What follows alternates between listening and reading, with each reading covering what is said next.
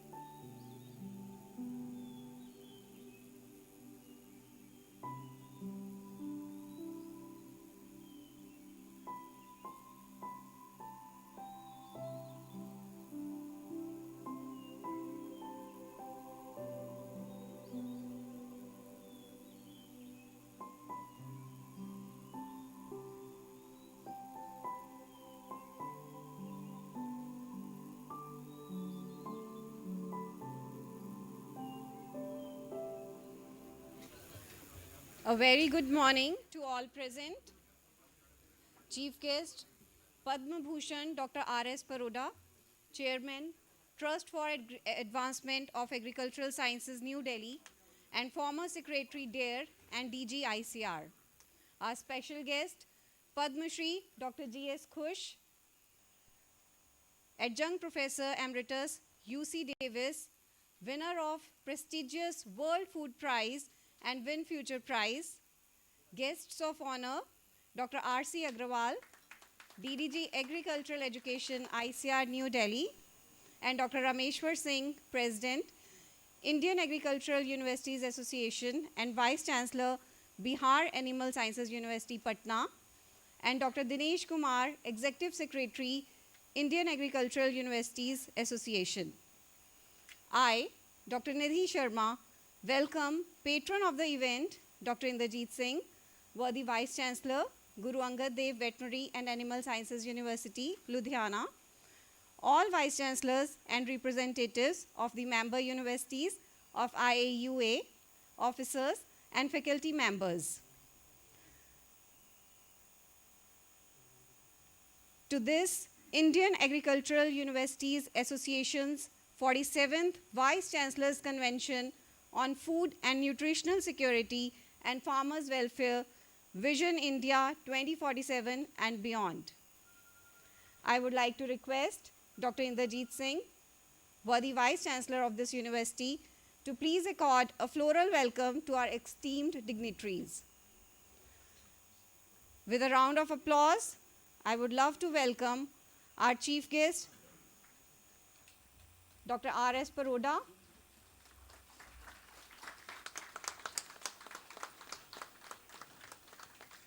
special guest, Dr. G.S. Khush,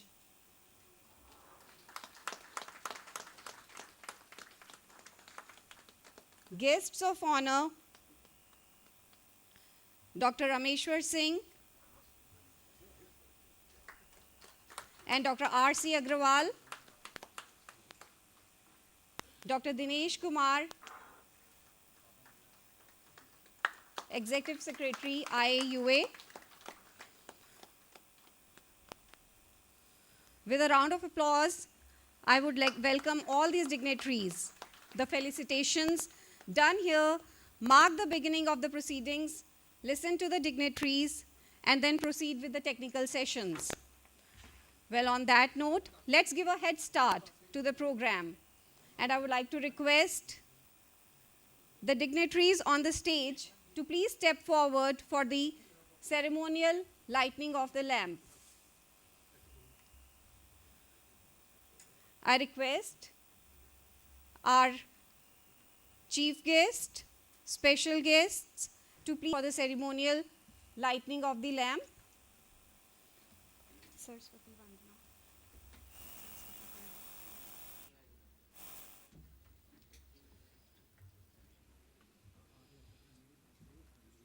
Tamso Ma Jyotirgamya. We request Goddess Saraswati to take us from darkness to light.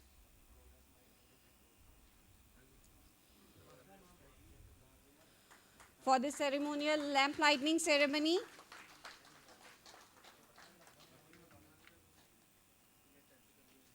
I request our chief guest, Dr. R.S. Paroda, special guest, Dr. G.S. Khush,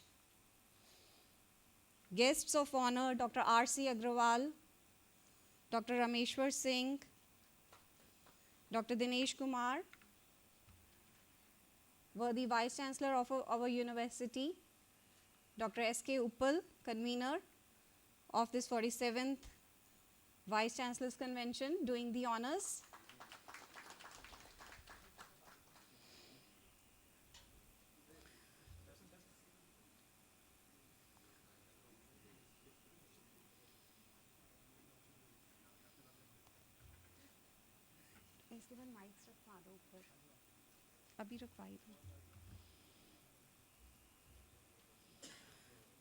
With this, we formally inaugurate the 47th Vice Chancellor's Convention. Thank you very much. I request all of you to please take your seats. As the lamp continues to burn brightly, I request students of our university for Shabd Gayan. As a mark of respect, I request the august gathering to please cover their heads. The handkerchiefs, some extra handkerchiefs have been provided here. I request Dr. Dipali to please hand over the handkerchiefs to the dignitaries, to the honorary Vice Chancellors.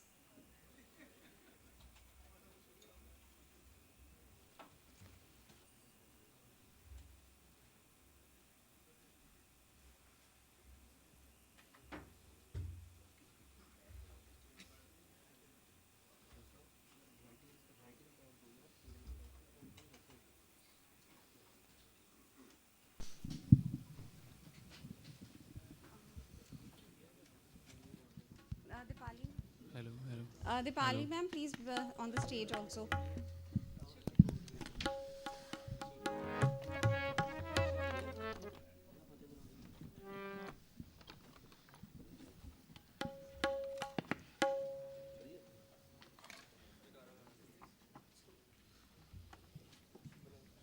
Waheguru ji ਕਾ ਖਾਲਸਾ ਵਾਹਿਗੁਰੂ ਜੀ ਕੀ ਫਤਿਹ।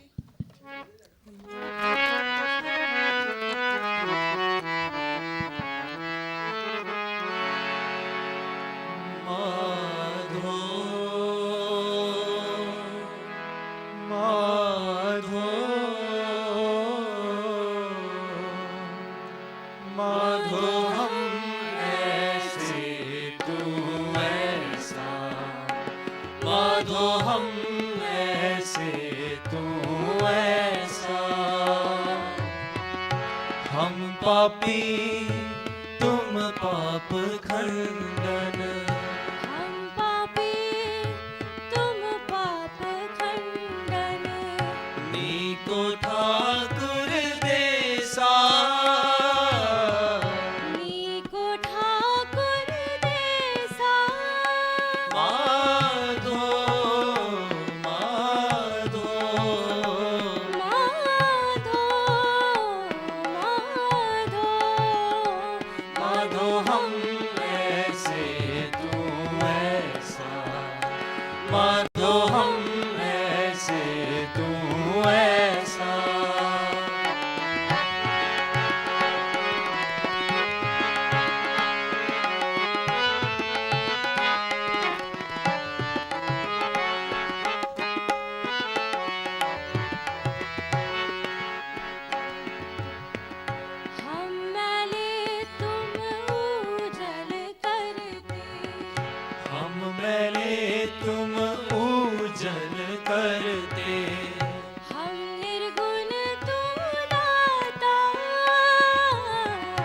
हम निर्गुण तू दाता,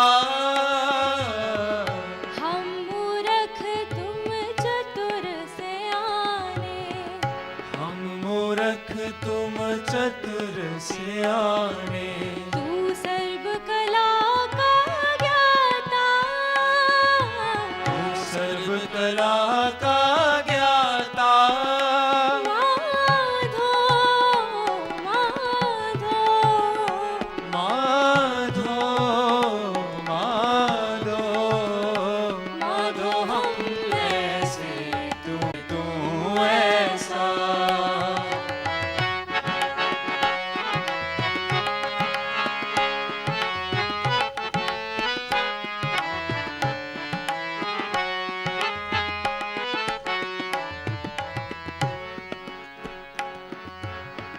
तुम सब साजे साज निवाजे, तुम सब साझे साज निवाजे, जियो पिंड दे प्राणा, जीव पिंड दे प्राणा,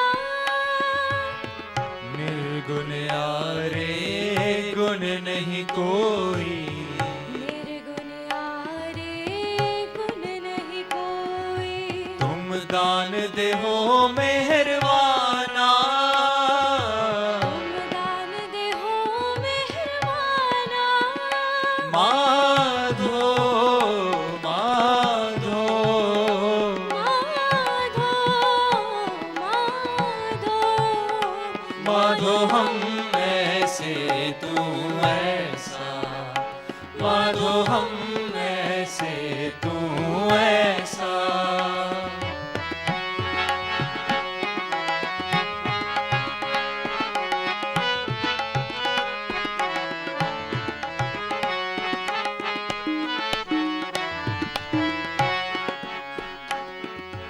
तुम करो भला हम पलो न जाने, तुम करो भला हम पलो न जाने, तुम सदा सदा दयाला, तुम सदा सदा दयाला,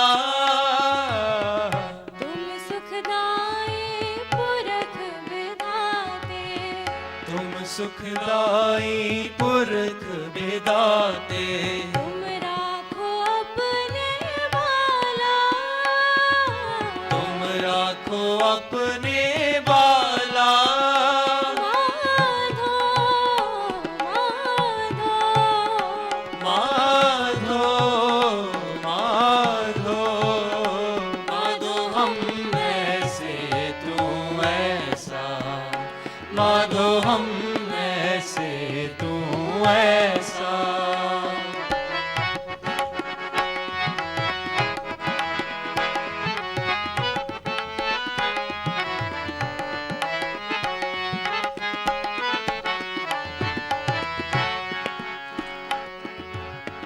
तुम निधान अटल सुल्तान, तुम निधान अटल सुल्तान, जी जंत सब जाचे, जी जंत सब जाचे, कहो नानक हम है हवाला, अहो नानक हम है हवाला, राख संतन के पाछे, राख संतन के पाछे, माधो माधो माधो माधो माधो हम ऐसे तू ऐसा, माधो हम ऐसे तू ऐसा। हम पापी तुम पाप खंडन, हम पापी तुम पाप खंडन, नीको ठाकुर देसा, नीको ठाकुर देसा, माधो माधो माधो माधो माधो हम ऐसे तू ऐसा, माधो हम ऐसे तू ऐसा, माधो हम ऐसे तू ऐसा, माधो हम ऐसे तू ऐसा। वाहेगुरु जी का खालसा, वाहेगुरु जी की फतेह।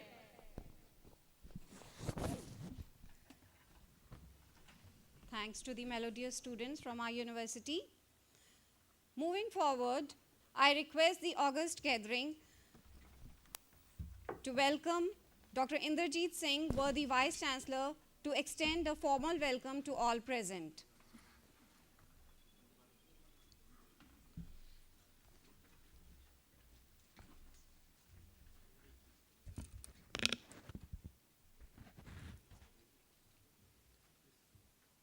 On this auspicious Sunday, I am really thrilled to have a galaxy of the people on the stage and off the stage who have transformed the agriculture scenario and the farmers' welfare scenario in this country. Sir, we are blessed to have Honorable Dr. R.S. Pododa, Chairman TAS and former Director General, ICR, Secretary there, who has been instrumental in giving a new vision to the ICR, not only through the research and academic activities, but also giving a big impetus to the extension activities and extension spread of the ICR, and having many new institutes. I think it is nearly 25 to 30 new institutes that came into being when he was at the helm of the affairs of the ICR. Sir, your vision has not only transformed the agriculture in this country, but also abroad. You have been overseeing the development of agriculture in several developing countries, and your directions, your recommendations for those countries are really praiseworthy, and they have also transformed the activities of agriculture sciences and agriculture production in those countries. Your policy recommendations, they are a beacon of light for the policy planners in the country, and they will be there for ages to come to be emulated. I remember, sir, when you were Chairman, Haryana Farmers Commission, the recommendations that you gave even in the animal husbandry sector under your leadership, then somebody asked me that how we should go forward about animal husbandry in Haryana. I said, you just implement the recommendations of the Farmer Commission that came under your leadership. So we are very blessed, sir, and thankful to you. We welcome you to this hall, and I think Guru Angad Veterinary University and this place, which is our Karam Bhumi, it is really blessed to have you here, sir. We are equally thrilled to have a very eminent rice breeder, Dr. Gurdev Singh Khush. Dr. Khush, I think it will take half an hour if I start enumerating the awards that he has got. He is the World Food Prize winner when he was Director IRI, and not only that, he transformed the rice breeding and rice production in this country, starting from this state, in the form of IR6 or IR8. That was the first variety that came. And in wheat, where Dr. D.S. Atwal from this university, he was instrumental in bringing the green revolution. Dr. Khush, born from the soil of Punjab, he was instrumental in not only transforming the rice production in India, but across the globe, and especially in the South Asian countries. Now more than 300 varieties which have been developed by Dr. Khush, they are in vogue in the South Asian countries, and they are very popular. Sir, we are happy to have amongst us the President of Indian Agriculture Universities Association, Dr. Rameshwar Singh. Dr. Rameshwar Singh needs no introduction. He has been at the helm of affairs at the Bihar Animal Science University, and it has witnessed a real changeover from a sleepy college to a very vibrant university, and the type of grants that he could achieve, he could extract from the state government, that is really startling. nearly 900 crore he could get from the state government. And with that, now the BASU is in reckoning across the country in the form of a animal science university. Dr. R.C. Agrawal, I welcome you, sir. Through you, all the agriculture universities, and particularly this association members, they look forward to ICR to have the policies which are helpful to each university to build up their output, their contribution. And in the recent years, when you came to the helm of the education division in ICR, the NAHEP program has been very successful, and my colleague Vice Chancellor will agree with me that it has really changed the thinking in our university system. It has given a lot of exposure not only to our faculty but also to the students by visiting different countries and inviting the faculty from different countries. We are very thankful for your presence and we welcome you here, sir. Dr. Dinesh Kumar, a very humble secretary of the IAUA, he is always affirmative in whatsoever we demand from the IAUA, and he always is helpful to us. We welcome you, sir. My colleagues, Dr. Uppal, Dr. Yashpal, Dr. SPS Guman, they have been instrumental in bringing around this particular event. And without the presence of honorable vice chancellors from across the country, this program would not have been successful. I thank you for traveling, taking the trouble to travel long distances and coming here, some late in the night, some traveling for 8 hours. Some of the borders of Haryana with adjoining state are blocked. But in spite of that, you made it. I welcome you and I'm very thankful for your presence. We also have Dr. Baldev Singh Dhillon, former Vice Chancellor PAU, who has been here for more than 10 years as Vice Chancellor, and he agreed to our request. And we have a very special guest, Dr. Tarun Shirdhar, former Secretary, Animal Husbandry, Government of India, and he was instrumental in formation of a separate Ministry of Fisheries, Animal Husbandry and Dairying in the year 2019, in May 2019. And thereafter, several programs that were launched by the new ministry and another department of fisheries that was also separated, otherwise it was always with the animal husbandry. So by new ministry and a new department of fisheries, and the schemes that he coined at that time, maybe the Pradhan Mantri Matsya Sampada Yojana, maybe the National Animal Disease Control Program, National Artificial Insemination Program, one for health, the other for production, and Animal Husbandry and Dairy Infrastructure Development Funds. They were only because of your vision, sir, and we, all the animal scientists, we are well aware of your affection to this particular profession and the way you write on different dimensions of this particular activity, animal husbandry. Maybe it is poultry, maybe dairying, even milk or eggs. You have been writing even fish. And very insightful articles we get to learn from your writings. And you share with us and we share with our colleagues. So welcome, sir. I also welcome some progressive farmers, sir. We have invited some very progressive farmers who are not only progressive, they are rather innovative farmers. So they will be having, we will be having a session in the afternoon. They have shown the strength of their thinking and their vision in transforming the agriculture that they are doing, and they are not only restricted to that, sir, they are also disseminating it to other fellow colleagues, fellow farmers. So I welcome Dr. Avatar Singh, Shri Narinder Singh ji, Shri Sandeep Randhawa, Daljit Gill, Dr. Avatar Singh Dhindsa, the floriculture king, and Mr. Rishipal, who is a poultry farmer. So I welcome the farmers also, and I welcome the faculty and students from this university who have come to attend this inaugural function. Welcome everybody. And I'm sure that the deliberations over the 2 days, and rather 3 days, 1 day at the Khalsa Veterinary College will be really helpful to pave the way for the IAU to take the steps forward. And I hope that this association will be forcefully and vociferously putting forth the requirements for the universities, how they can come together and get the rightful demands met from different state governments, the central government, even the ICR also. So I think that we all should strengthen the hands of the IAU, and I am sure under the leadership of Dr. Rameshwar Singh, this IAU will be really helpful to all the agriculture universities. Thank you very much.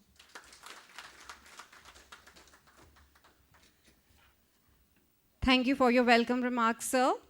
Now I invite our guest of honor, Dr. R.C. Agrawal, DDG, Agricultural Education, ICAR, New Delhi, to address the esteemed gathering.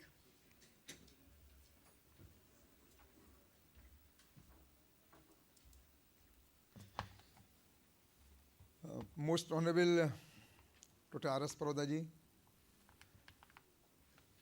who has received, I think, almost all the awards, civilian awards, agriculture awards, and who has been the architect of our agriculture system in India. Dr. Khush Saab, I think another legendary figure. Dr. Rameshwar Singh, Dr. Dinesh Kumar, Dr. Inderjit Singh, Dr. Pal, all our honorable vice chancellors. So first of all, it's really a matter of great pride that IAUA has organized this important event on this food and nutrition security. And they keep on organizing on different topics. So my compliments to IAUA, Dr. Rameshwar Singh, to you, sir, and to your entire team, to all the honorable vice chancellors, members of this, and especially to the Gadvasu under the dynamic leadership of Dr. Inderjit Singh ji for this beautiful campus. I think everybody is appreciating the kind of hospitality, the kind of cleanliness, the kind of environment we are seeing here. So with that, thanks. Let me just congratulate each one of you that yesterday ICR has released the first grant of 50% arrears to the teachers, a long waited demand. So for 28 universities, just yesterday we released, and some of the vice chancellors, they just acknowledged today that they have received in their university. Rest we will do before 31st March. It is in the way. So with that happy note, let me just tell that as Dr. Inderjit Singh has told, that under NAHIP, lot of capacity building, especially for this food and nutrition security has been done, has been really achieved through this capacity building program. And I think all of you will agree that the kind of change in the mindset, the kind of vision we have created amongst the students, among the faculty is really, worth praising. And the worth praising is also, as we have seen, the World Bank also, sir, I want to inform to Honorable Dr. Paroda Sahab, that the World Bank also has given us a letter that the project has overachieved almost all of its targets. So my compliments to all of you. I think, sir, I shared that letter to you. And that letter is very unusual. And when we are asking for the extension, the finance ministry is saying that we have already overachieved. Why you want the extension now? So that letter is coming as impediments to our request for the extension for another 6 months. So sometimes the appreciation also is impediment for your further demand or for doing something. Sir, I'll not talk much about this food and nutrition security because we have a lot of experts here. I just want to tell that the agriculture, if you invest in agriculture, I think it is 3 times more effective in alleviating this food problem, the nutritional security problem, or this poverty problem. The Sustainable Development Goals number 2, if you see. And that really we have to see that how we have to invest more and more for this agriculture research. Whether you see the Malthus law, or the Bennett's law, or the Angel's law, they all connect with the food. They all say that as the income increases, the expenditure on the food decreases, and the demand for the diversified food increases. That's the crux of all these 3. Malthus says that after every 50 years or when the population growth is there, then how it affects the economy, and many things you can just see that the food demand, the food growth is linear, whereas the population growth is exponential. So it's really difficult, but through our innovations, through our science, through our technology, we have proved that this theorem is, or this theory is not correct, because we have plus, we have food surplus, we have everything in the abundance. But still the problem is what the topic we are going to discuss, that despite having this more food, still we have a lot of stunting problem, lot of wasting problem, and this food and nutritional security is really a topic which we need to deliberate, which we need to deliberate from core of our heart, and we really need to act on all these topics. Sir, because I am dealing with this agriculture education, I just want to inform that through agriculture education we are trying to address these issues. Like the one example already has been given, we are creating a vibrant manpower, our future visionaries through these capacity building programs, as we have sent around 2,100 students to more than 80 countries in more than 150 cutting edge areas, out of which most of the areas they connect with this food and nutrition security. And not only this, about 1,000 plus faculty also. And those faculty members, after coming back, they have submitted around 250 projects for this. So that capacity is really required to look into the future problems. They look into the problem, and future problems are connected to this food and nutrition security. And to have more and more students, again we have taken many steps.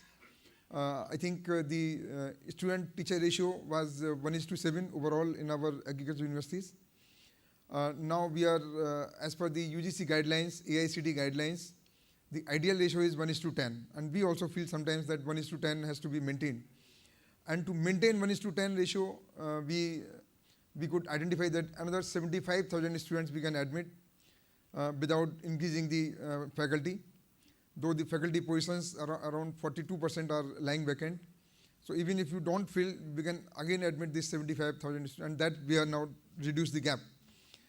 We have written letters to all the chief secretaries just last week as a reminder that please fill up the vacant posts. And I think that will strengthen the hands of our honorable vice chancellors to pursue with the state governments to fill up the vacant posts. Because without teaching posts, we cannot really address any issue. We cannot have the quality standards. Just 2 days back, sir, there was a meeting at the Prime Minister's office, and there were many issues which I'm not going to discuss here.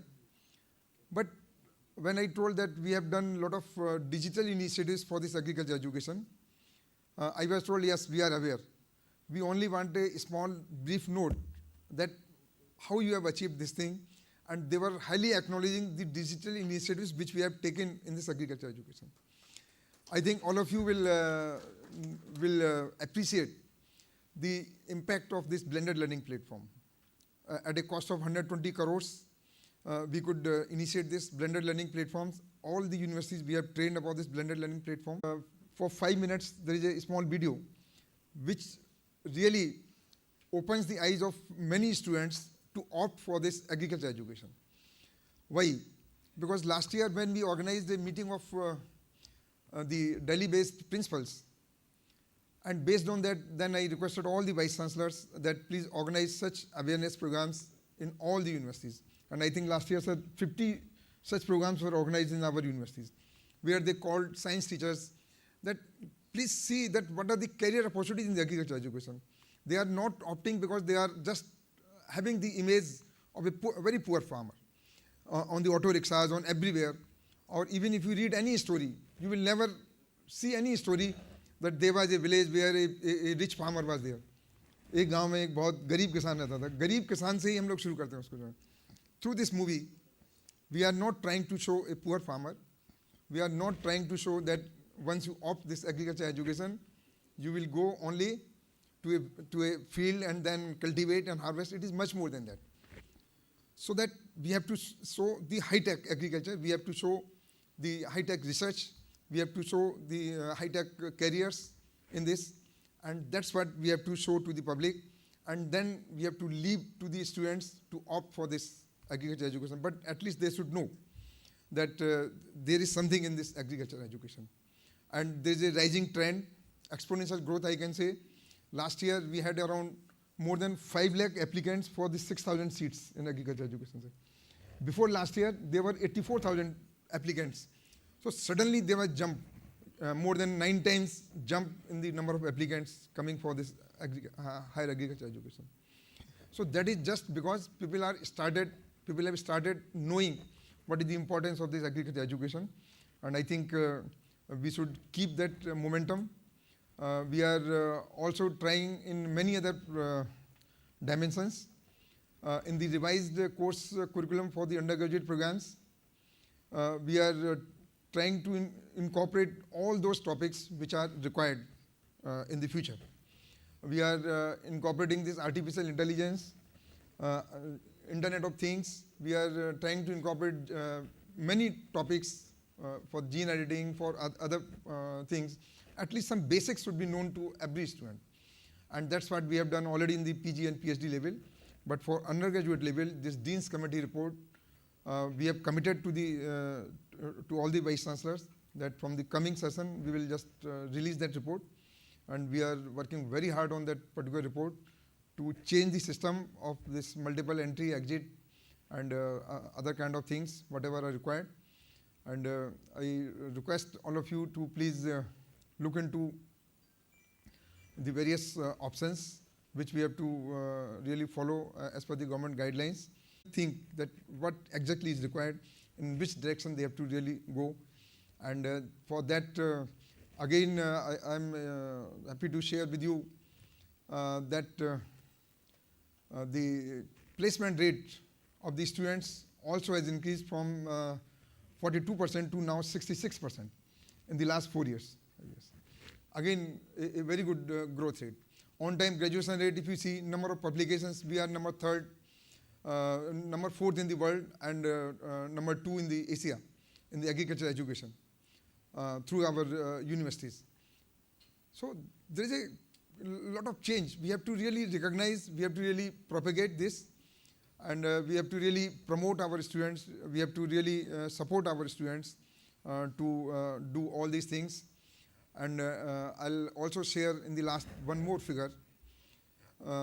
Sir, the official figure from the Ministry of Commerce indicates that 11% of the startups, including agriculture and food processing, they are from the agriculture side. Around 5,500 are especially for this technology and veterinary science, fisheries, and if you just see, out of 1 lakh. So they are exclusively for this, but if you include the food processing and value addition, then it is much more than that figure. And but the issue is that 40% of them, they belong to only 4 states. Other states also have to just come forward. Though the number is high, but still every university has to really work very hard to bring these startups, to bring this entrepreneurship in the forefront, and we have to provide all this kind of support. I was asked by the PMO, and I'm going to send letters to all the Vice Chancellors that tell us how many graduates they have opted the agriculture in their village, doing agriculture practice after doing the graduation. I told I don't have ready-made figures, but I can collect it. But at least I know that it's not a very large number. Only few students may be there. But there are a lot of vocational programs which we are offering to the students. And so they wanted the details for this and the challenge. So thank you very much, sir, for this opportunity. And I will just request if for 5 minutes, if you can show that video anytime, so that we all can take advantage of that. Thank you, sir. Namaskar. Thank you, Dr. R.C. Agrawal.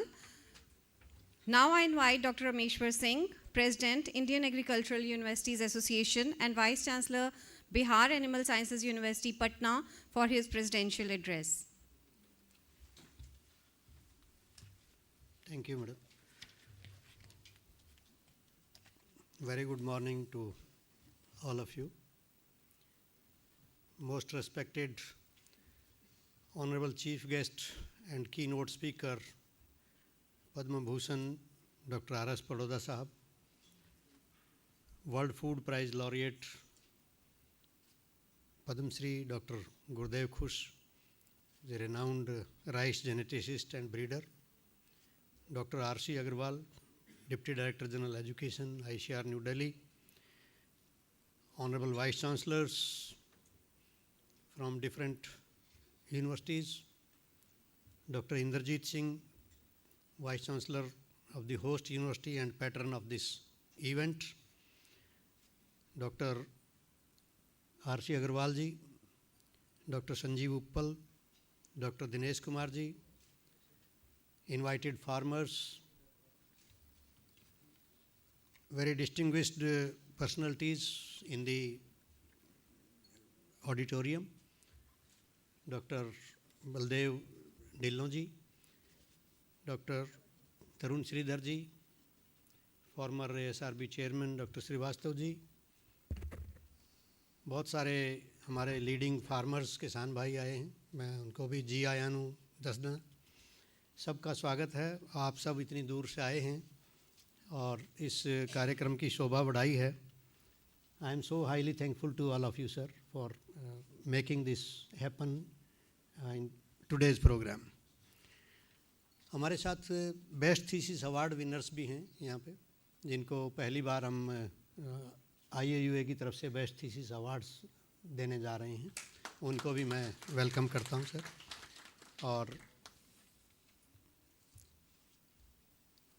मैं आप सबका स्वागत करते हुए doctor पड़ौदा साहब का स्वागत करते हुए डॉक्टर इंद्रजीत के शब्दों के साथ ही अपने को जोड़ता हूँ। And I feel so much inspired and motivated by your presence, your guidance has always been coming to us. You have shown the path for the development of agriculture research, education and policy in the country. And on behalf of all my colleagues, I express our gratitude to you. Friends, we are holding the 47th meeting of our association at Ludhiana. This is the place where the first president belonged to, Dr. P.N. Thapar, of Vice Chancellor PAU, in 1967 when this IAUA was constituted. He became the first president. So we are fortunate to hold this session at this very prestigious campus, which is also witness to the green revolution in the country. And now it is hosting the prestigious two universities, that is Punjab Agriculture University and Guru Angad Dev Veterinary and Animal Sciences University. Friends, as all of you are very well connected with IAUA, you are familiar with the activities. We will be presenting a formal report during the general body meeting about different activities. But I would like to say that with your cooperation, we have been able to raise different issues related to agriculture education, related to the functioning of the universities, related to our service conditions, which is ICAR and UGC and other bodies in the country, how the regulatory environment works, how it influences us, and how we can generate, more human resource, generate more improved environment for agricultural development in the country, and take forward our agenda of the universities. Dr. Agrawal has told about different activities of the education division, and he also gave the good news that the areas for which we were pressing ICR, they have been cleared. So I thank Dr. Agrawal today for the same, because we were so much concerned on that, and it was delayed due to certain reasons which should not have happened in the first place. As we are moving towards 100 years of independence, that is 2047. The country is in a mood to reassess itself. There is aspiration to become a developed country, and what kind of vision should we have, how we can reach there, where do we stand today. So this analysis is very important, and the IAUA has chosen this topic for agriculture sector so that the deliberations can delve into various aspects related to this. And I hope these 2 days, the eminent speakers and panelists and also the delegates will deeply discuss all these issues. Many leading farmers are here who have already achieved so many successful, ventures or success stories they have created. They have put examples before others, and I congratulate Dr. Indrajit Singh for mobilizing such leading farmers to join with the IAUA. I think this is for the first time that a galaxy of such farmers has come forward. I welcome all the farmers once again for being with us and agreeing to share your experiences. Dr. Khush is here with us, and he has set an example in rice breeding especially. He has shown the way how science and technology can take us forward, and this is what we require, a new vision for 2047. Your inputs will be very valuable, sir, and your presence itself is so inspiring to all of us. Friends, as far as the economic position of our country stands today, we are fifth in GDP now, and this is nominal GDP. If we go for purchasing power parity, we are at third number. So this is a good achievement, and the growth rate is also 7.6%.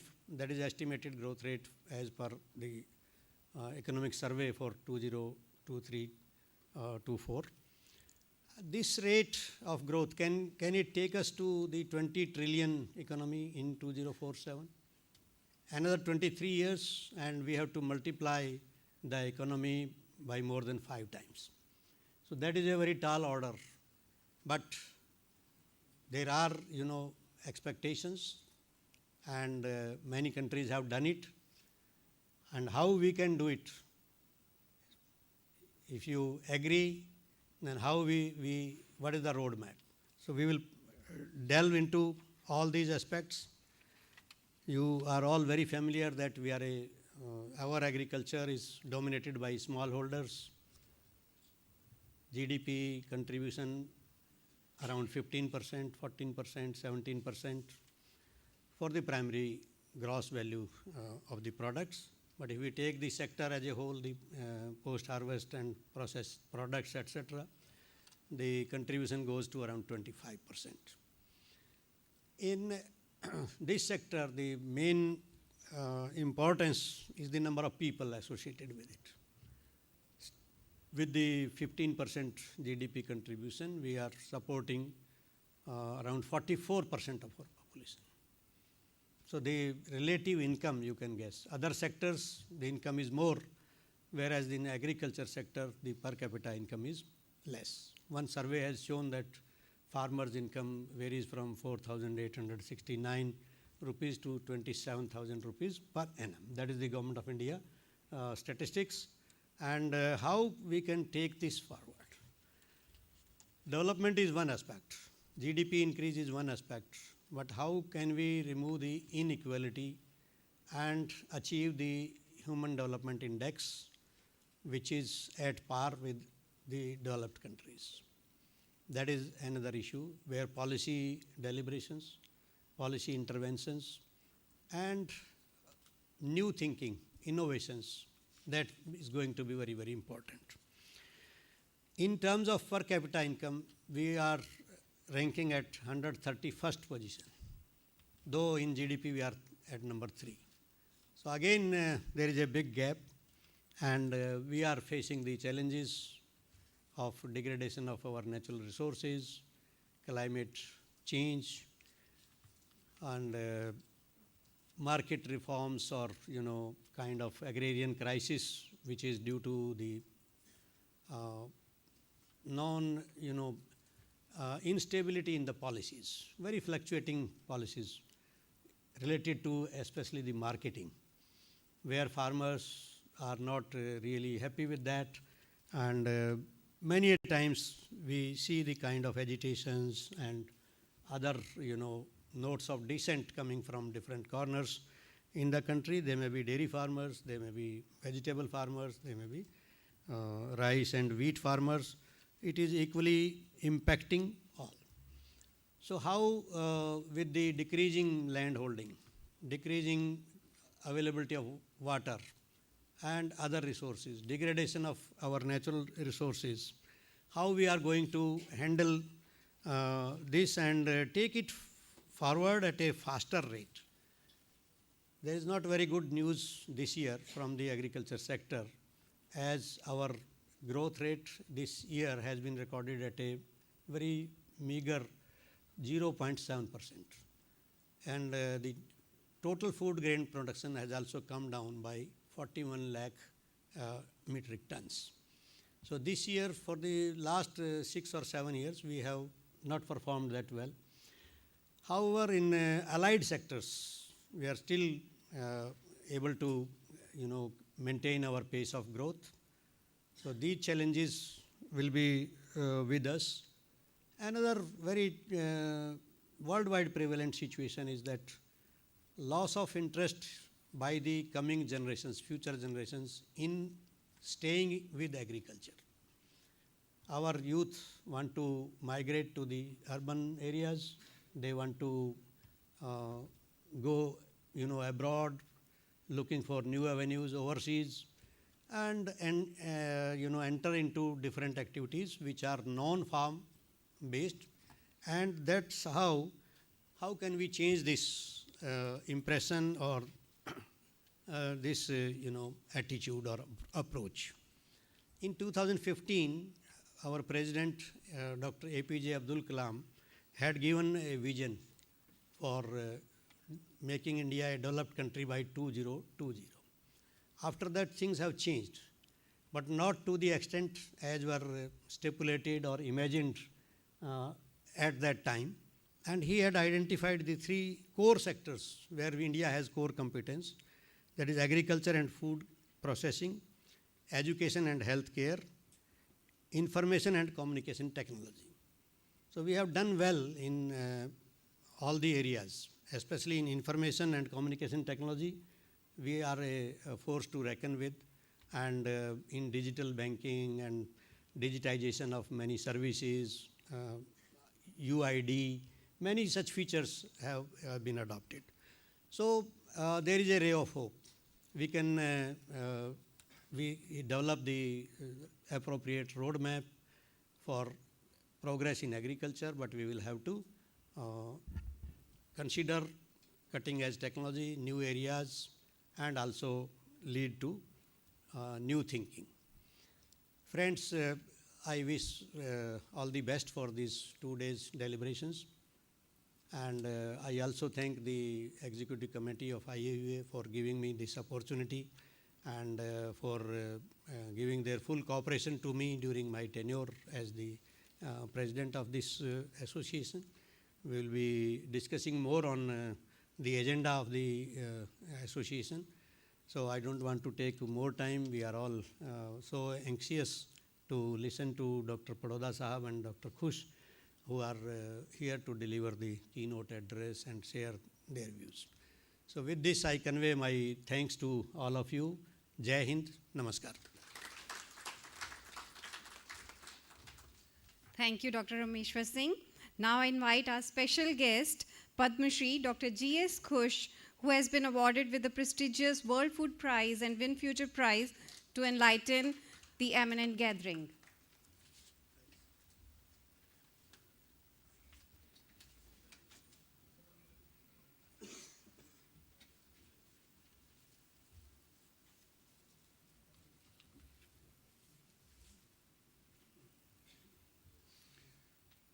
Respectable Vice Chancellor, Dr. Inderjeet Singh, my dear friend, Dr. R.S. Baroda, respected Vice Chancellors, scientists and students of Gadwasu, many farmers which have been invited, it's delighted to see them, ladies and gentlemen. It's a great honor for me to be invited to this august gathering. I have been given the topic of how to select the leaders. So I will confine my comments on this topic.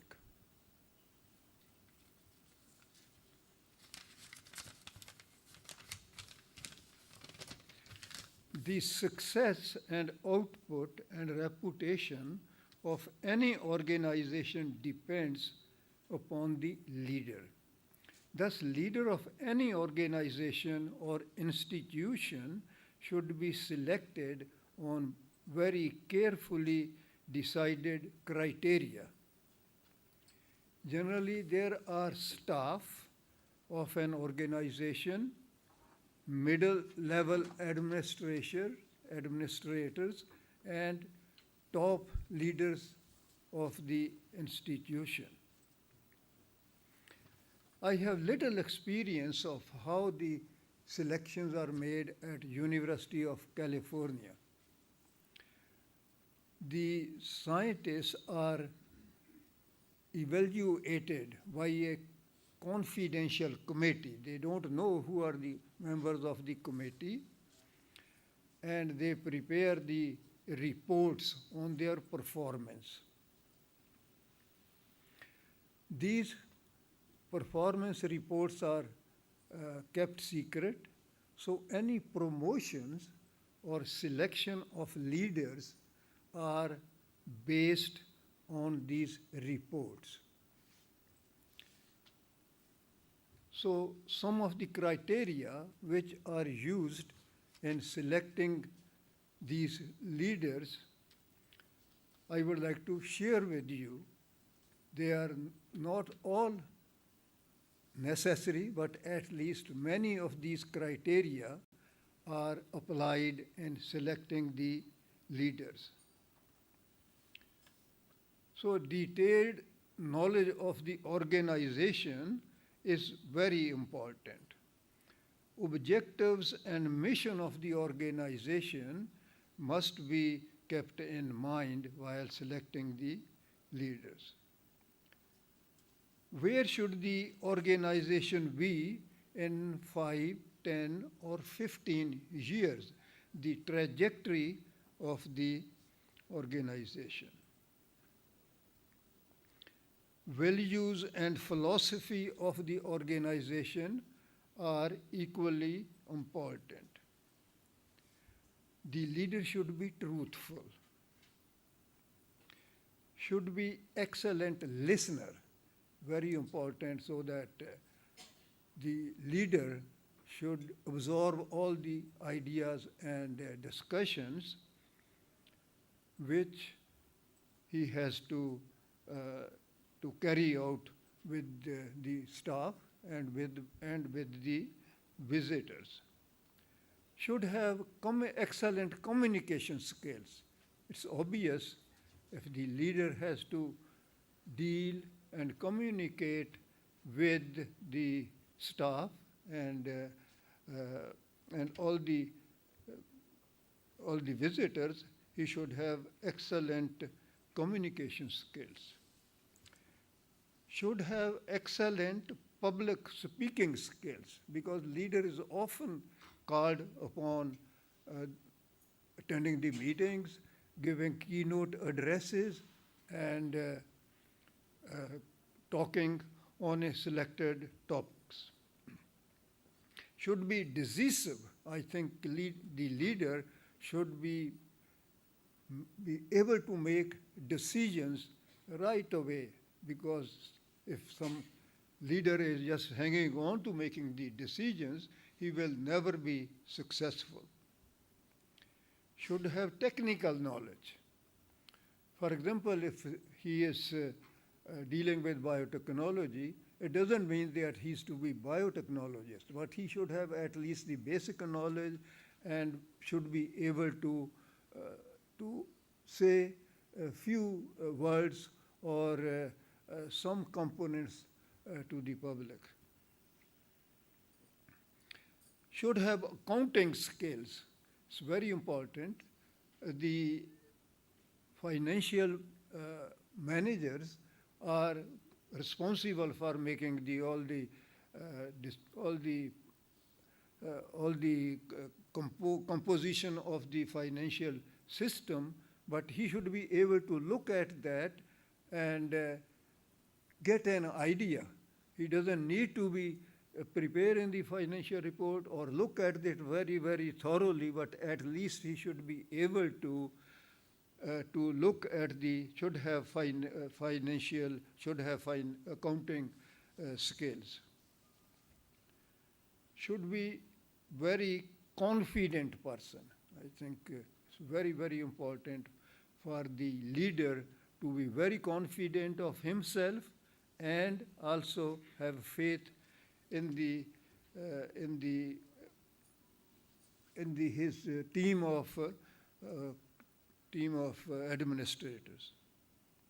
Should be results oriented, because the main output of the institute reputation depends upon which he can project the results. So results orientation is very important. Should be good in impact analysis and evaluation. That's a very important qualification for the leader. Should delegate authority. Many leaders try to make all the decisions. It's not possible for him to do so. He should have given the authority for making the decisions to his team. Should not be micromanager, because many some leaders, they try to spend a lot of time looking at minor things, which he should leave for his administrator team.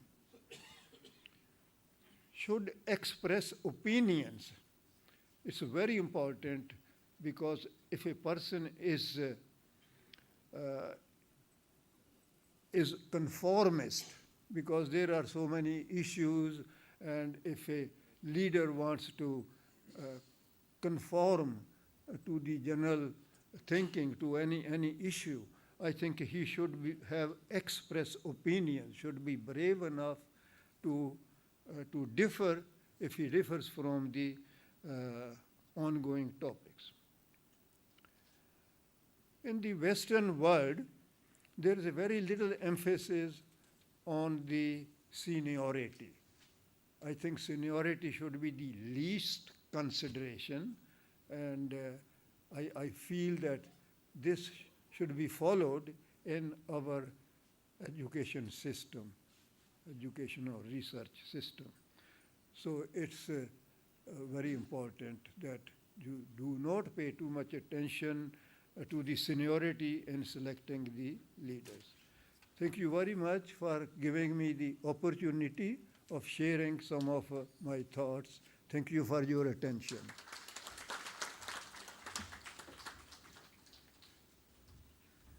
Thank you, Dr. Khush. Your presence and words of wisdom on leadership qualities will make a lot of difference to the illuminated minds sitting in the auditorium. Now we have a prize distribution function from IAUA Awards for Outstanding PhD Thesis. And for that, I request our chief guest, Dr. R.S. Paroda, and all the dignitaries on stage to please step forward for this prize distribution ceremony.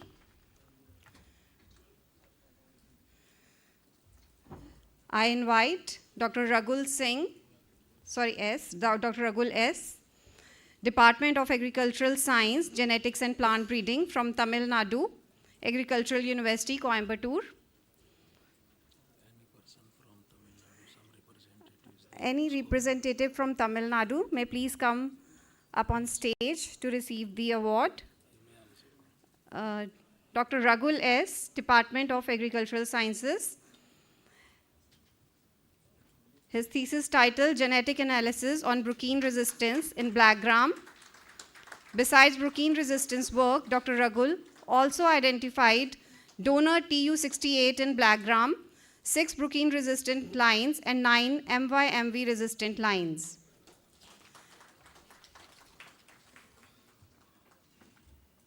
Next, I invite Dr. Deep Ranjan Sarkar,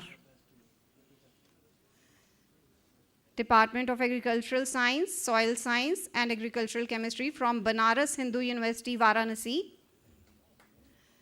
His thesis title is Integration of Seedling, Biopriming and Mineral NPK Fertilization on Nutrient Use Efficiency and Nutritional Quality of Red Cabbage.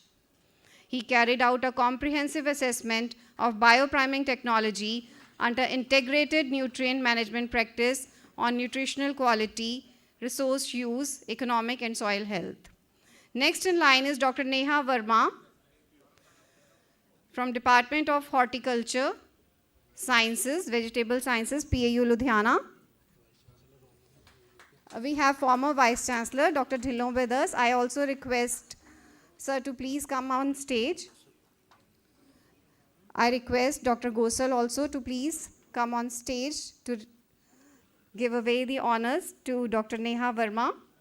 Her thesis title is Inheritance. Okay.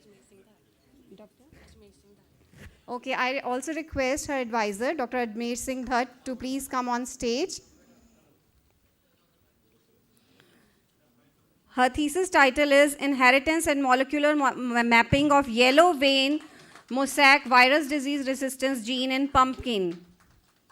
She identified first novel resistance source with digenic recessive gene inheritance and closely linked KASP marker and resistant loci, which holds immense potential in future marker-assisted breeding of pumpkin. The next awardee is Dr. Ravi Prakash, Department of Dairy Science, Dairy Engineering from NDRI Karnal.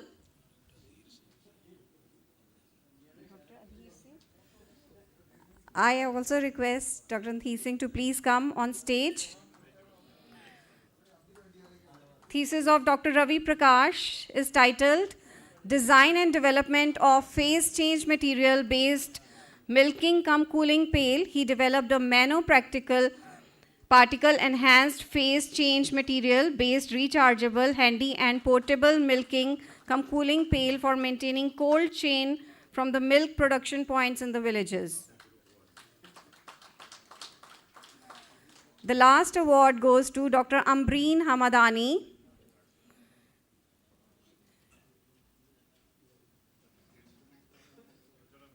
I request Dr. Ambreen Hamadani to please come on stage. From Department of Animal Science, Animal Genetics and Breeding, Sakwast, Kashmir, Srinagar. The thesis title, Exploration of Artificial Intelligence for the Prediction of Genetic Merit in Sheep. She undertook a study to evaluate 13 and 14 machine learning algorithms for breeding value and body weight predictions to develop deployable models for the same.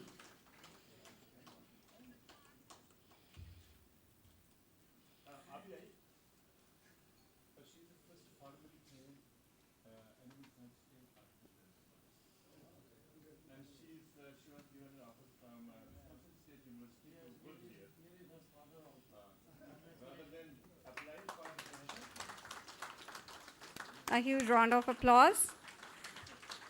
Heartiest congratulations to all the awardees.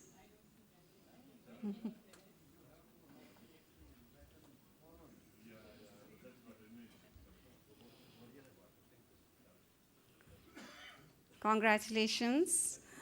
We have Dr. Neerja Prabhakar. I request the dignitaries to please stay on stage. We have Dr. Neerja Prabhakar, Vice Chancellor, Telangana Horticulture University here. She wishes to present university souvenir to all the dignitaries.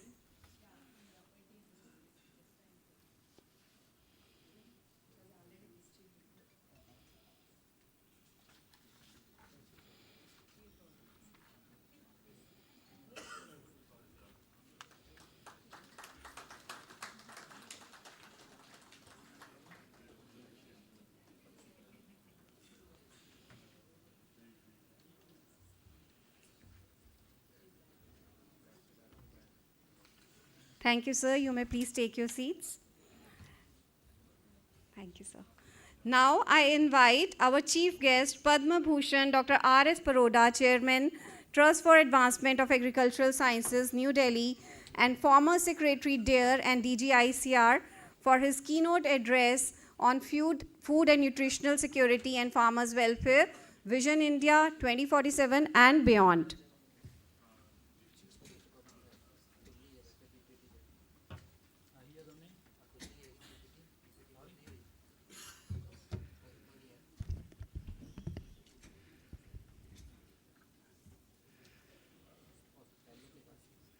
पहले पे जाना है ना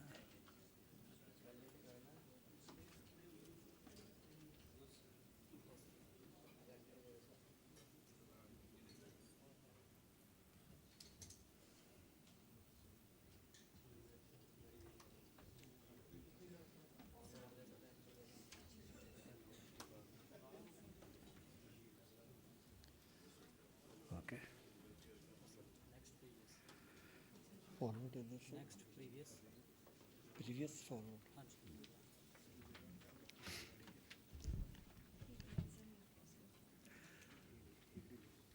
Most distinguished special guest this morning, my elder brother and distinguished colleague, Dr. Gurdev Khush, Dr.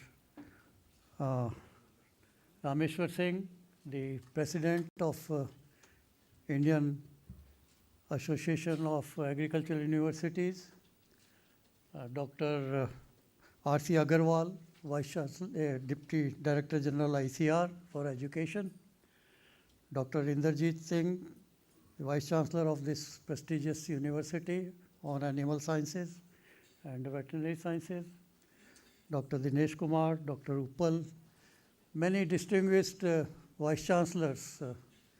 I would not like to name individually because I may possibly miss some and you may not feel good on that, but you all had been in one way or other very closely associated with me during the last, say, 5 decades. Many distinguished farmers, representatives of media, dear students, delegates, ladies and gentlemen. It's indeed a matter of great privilege to be here. First of all, on this beautiful campus of the Gadwasu, I would like to congratulate you, Dr. Inderjeet Singh, for all the achievements here, about which I have been told. Also, I would like to congratulate Dr. Rameshwar Singh, president of this important association, to have organized this event in which I think more than 15 vice chancellors are participating. Also, the subject that you have selected for this particular conference is very relevant, especially now when we are all talking about developed nation, not developing, and when we are thinking of next 25 years. I would recollect when I was born, the problem was of food at that time. Bengal famine, more than 3 million people had died. I'm sure Dr. Khush and me are perhaps only the 2 people who were born when India was not independent. Maybe someone else here can raise his hand. Okay, so one Dr. Dhillon. So I thought, Dr. Dhillon, you are young. Eh? Okay, so good. At least we are 3 here. No 4th? So over the last 75 years of our independence, what we have accomplished, and for the next 25 years, maybe we may not be there to see, but what kind of vision we should have is a very important subject on which we should deliberate. We have seen over the years, during my period as well, when the seeds of Green Revolution were being sown, being a student at Pusa Institute, when we used to go to the village, Jayanti and dibble the seeds along with Dr. Borlaug and Dr. Swaminathan. And also later the dwarf rices had come from Erie, and later Dr. Khush had played great role through IR 64 and subsequent varieties, that today we have at least food security. Over the last 75 years of our achievements, when we look at, not only we have the food security, but we have also diversified our agriculture sector growth in terms of horticulture, in terms of milk, in terms of fish, and being importing country, 10 million tons when no money was there. We are now exporting even cereals alone to the level of 20 million tons. Reduction in poverty, we have also accomplished, not as fast as China, but certainly to a greater extent, around 11% poverty now we have, starting from 70 at that time. And we had food stocks also to a level of almost, I would say 100 million tons. 97, 100 is almost same. So it's not a small achievement. And when we look at Indian agriculture scenario, we are first in milk, pulses, tea and spices, jute, banana, second in wheat, rice, fruits, vegetables. And today we are the 7th largest exporter of agriculture produce, fetching around 55 billion US dollars. Yet the challenges are before us, that we have achieved physical, access to the food, but economic access is our major concern because of the level of poverty. And we have greater challenge of nutrition security. And I think food security we could achieve to a greater extent, but for the next 25 years, our major challenge would be to achieve nutrition security. I'll come to it later.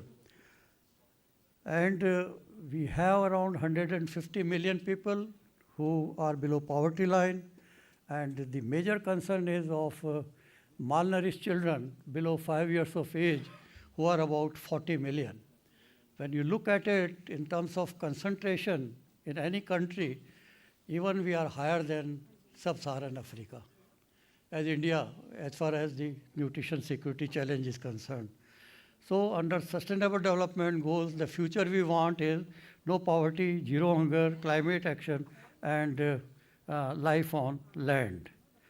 Now, when we look at again and compare with countries in Asia alone, China had also very high percentage when we all started. They even had poverty to the level of 80%, but now they have reduced it quite significantly.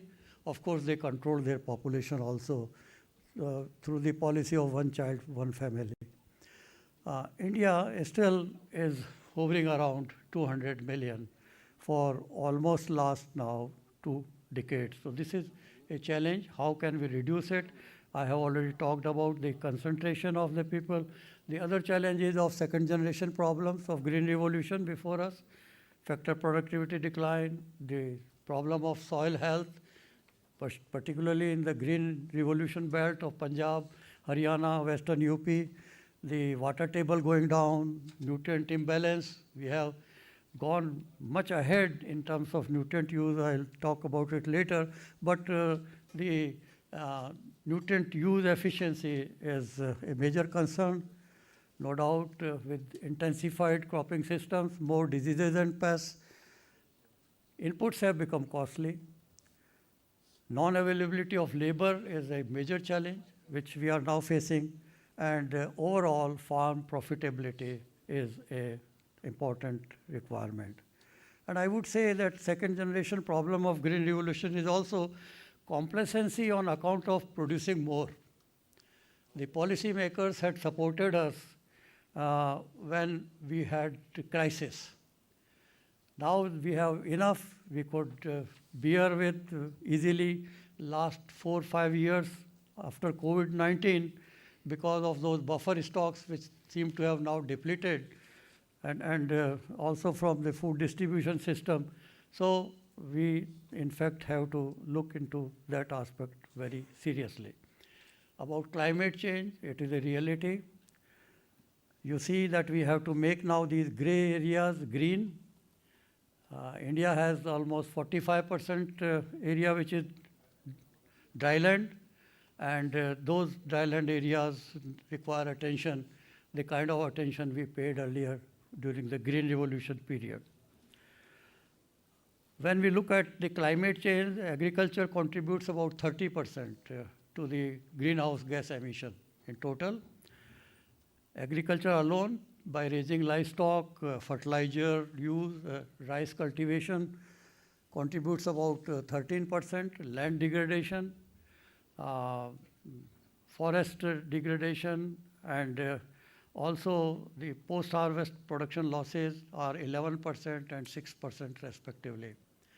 And we are aware that now there are enough evidences that there is decline to an extent of 10 to 20% on our productivity. Government is talking about doubling farmers' income. We had been a nation which is mostly dependent on agriculture in the past, but we never made our farmer first. So now the time has come, maybe in next 25 years, we give that respect to agriculture profession so that farmer really becomes first. And for making him first, we have to see what we can do in the next 25 years. We would have to take care of One Health concept, soil health, good water, timely supply of input, and farmers need good knowledge. And not knowledge for what they are doing, but knowledge for different type of agriculture, for diversification, for secondary agriculture, for specialty agriculture, so that they can increase their income and not remain dependent only on what they have been traditionally doing in the past. We need to link the farmers to market, and to make him first, we would require, in fact, support for both processing and production and marketing. And actually, more important is that we now have to harness science and technology through innovations and through institutional reforms and enabling policies. When I talked to Dr. Borlaug, the cradles of success, he had said that Green Revolution was possible in India because we had good policy support at that time. There were good institutions like IRI. There were good human resource like Dr. M.S. Swaminathan, which he didn't have in Africa. And therefore, after Green Revolution here, for 20 years he worked there and did not achieve that Green Revolution. The same miracle wheats he had taken there. So you have to recognize that successes would have not been possible had there not been these cradles of success available in the country and the support. Everything else can wait, but not agriculture, was our first Prime Minister mentioning. Jai Jawan, Jai Kisan. And now, of course, we are talking of Vigyan and Anusandhan. So partnership, Dr. Khush, Dr. Atwal, they had all from here gone to, we are proud of, those who had gone abroad, and most of the breeders, whether Dr. Vasal, Dr. Rajaram, even yesterday, Ravi Singh, they all had contributed, but contributed when they had been to an environment which can give them the kind of facilities where they could perform. So it's not that Indians are not able to perform, rather they have performed and excelled everywhere. We could never think that we will sometimes rule even a country like Britain, which ruled us for so many years. So we have done well, it's not that way, but what you require is to see that we now think globally and act locally, and for that we must strengthen our system, and when we talk of system, it is the National Agriculture Research System. Again, policymakers supported us in the context of making ICR and creating a department of ministry there, and then given the status of secretary to the government of India, which other countries try to replicate, whether it is Philippines, whether it is Pakistan, it is Nepal, Bangladesh, or Sri Lanka, but they could not succeed. So we have to also appreciate this, that you have perhaps one of the best national agriculture research system in which we are working side by side with our national universities. And first university of Pantnagar came in 1960. Today now you have more than 75. When I was a student, hardly there was any institution other than IRI. And the competition was so tough that you just could not imagine whether one would get admitted there. Now there are threats to the system, threats to the universities for support, for funding. People are even talking about ICR, that this is unmanageable, this has become very big, it has to be downsized, it has to be right-sized. Disintegration of teaching, research and extension, which had been the major pillar of our success in the past, which we adopted on land grant pattern, now is also getting challenged. We must realize that if we had not this system in place, possibly what we have achieved could have not been possible. And this kind of extension to reach to the farmer with good knowledge is much more required now for next 25 years. We recently had a dialogue on strengthening national agriculture education system and came out with a roadmap. I won't go into the more details of it, but the time has come that we have to revisit our land grant system. The same curricula, same system we have been operating for last more than 60 to 70 years, and there is a time that we also have like Veterinary Council of India for educational quality control and monitoring. You also require an agriculture education council to be put in place as early as possible. We have to also think that there is a proper compulsory accreditation system, and we must have at least once again catch-up grant for making these institutions to serve our nation. But what has happened to the National Agriculture Research System in terms of support? When I had left ICR, we almost had that budget, if you see it, 2000, 2001, around 10,000. It is now 8,500. So in 20 years, what have we got in terms of support? I think there has been some complacency, and we must raise a voice and see, because return from investment in agriculture research for development had been the highest, 1 to 10 to 15 times, compared to even any other investment, whether roads, whether markets, whether also even support to industry. So this part has to be reckoned with. We also had the global conference when I was chairing the global conference on agriculture research, whose headquarters is at FAO, and we established it that time. We organized the global conference for agriculture research for development. And the key messages were that we have to have a paradigm shift now, not only talking about agriculture research for development, but agriculture research and innovation for development.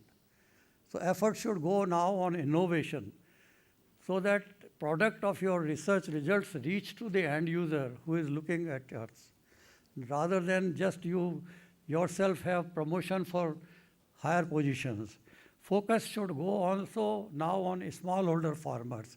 Rich farmers have done well and they will continue doing well, and we need to now reorient our agenda for research from cropping system to farming systems approach. So it is the entire farming systems. Then only the farmer will be more sustainable, secure, and achieve better income. and we must double our investment on agricultural research, which unfortunately not has happened. Livestock sector has contributed so significantly in case of Punjab and in case of Haryana, their contribution to agriculture GDP is almost 25 to 30%. At national level, it is 20%. But the support which we are giving for agriculture research for development is hardly 6%. So it has to be commensurate with the contributions, and these imbalances will have to be also adjusted. India ranks first. Again, NDRI is one of the three directors of NDRI sitting, Dr. Srivastava, Dr. Chauhan, Dr. Dheer Singh. One of the premier, 100 years the institution has recently completed last year. One of these institutions are of great significance and they have contributed. But then we have the largest animal population of bovine and also of the small animals, and 200 million cattle and 100 million buffalo. We have all the potential for beef production. And when you look at it, export is very minimal. Even it is less than the fish export which we are making. Why? Why? I mean, this is an issue which we should ask for, and in next 25 years. And if you have to achieve the nutrition security, then you would require to depend more on the nutritious food, whether it is milk, whether it is fish, or whether it is proteins, or whether it is oil. And in that respect, the poultry sector seems to have done well. But poultry sector is more with organized sector, not with the small farmers and small holders. And therefore, in case of dairy also, our productivity is just 3 liters per day compared to the global average of 10 liters. We have all the scope to increase, but our strategies, our policies need to be also relooked in the context of the crossbreeding status, where we are, where we should go. At least in nondescript animals, we should go ahead with the crossbred system and try to improve our local breeds. And there also the effort is required to be further strengthened. Look at the blue. See, 8.6% growth rate, which is not now, and when we became independent, hardly there was any production from inland. In Haryana, I spent a lot of my career there. Farmers would say, fish ko kya karna grow karke? Kaun khayega isko? And now Punjab, Haryana, Gujarat, Rajasthan are becoming major inland fish producers, not only Andhra Pradesh. So the diversification has taken place, and now we are exporting the fish from, especially the shrimp, and to the level of almost 7.7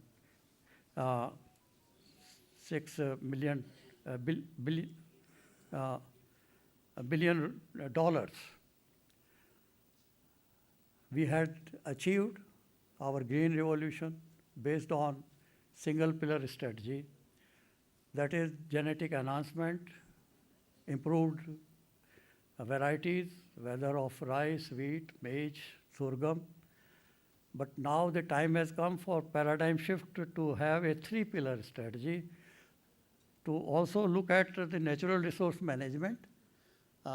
We need to conserve. We cannot continue over-exploiting our natural resources, and then also look at socio-economic aspects so that the physical access also provides economic access.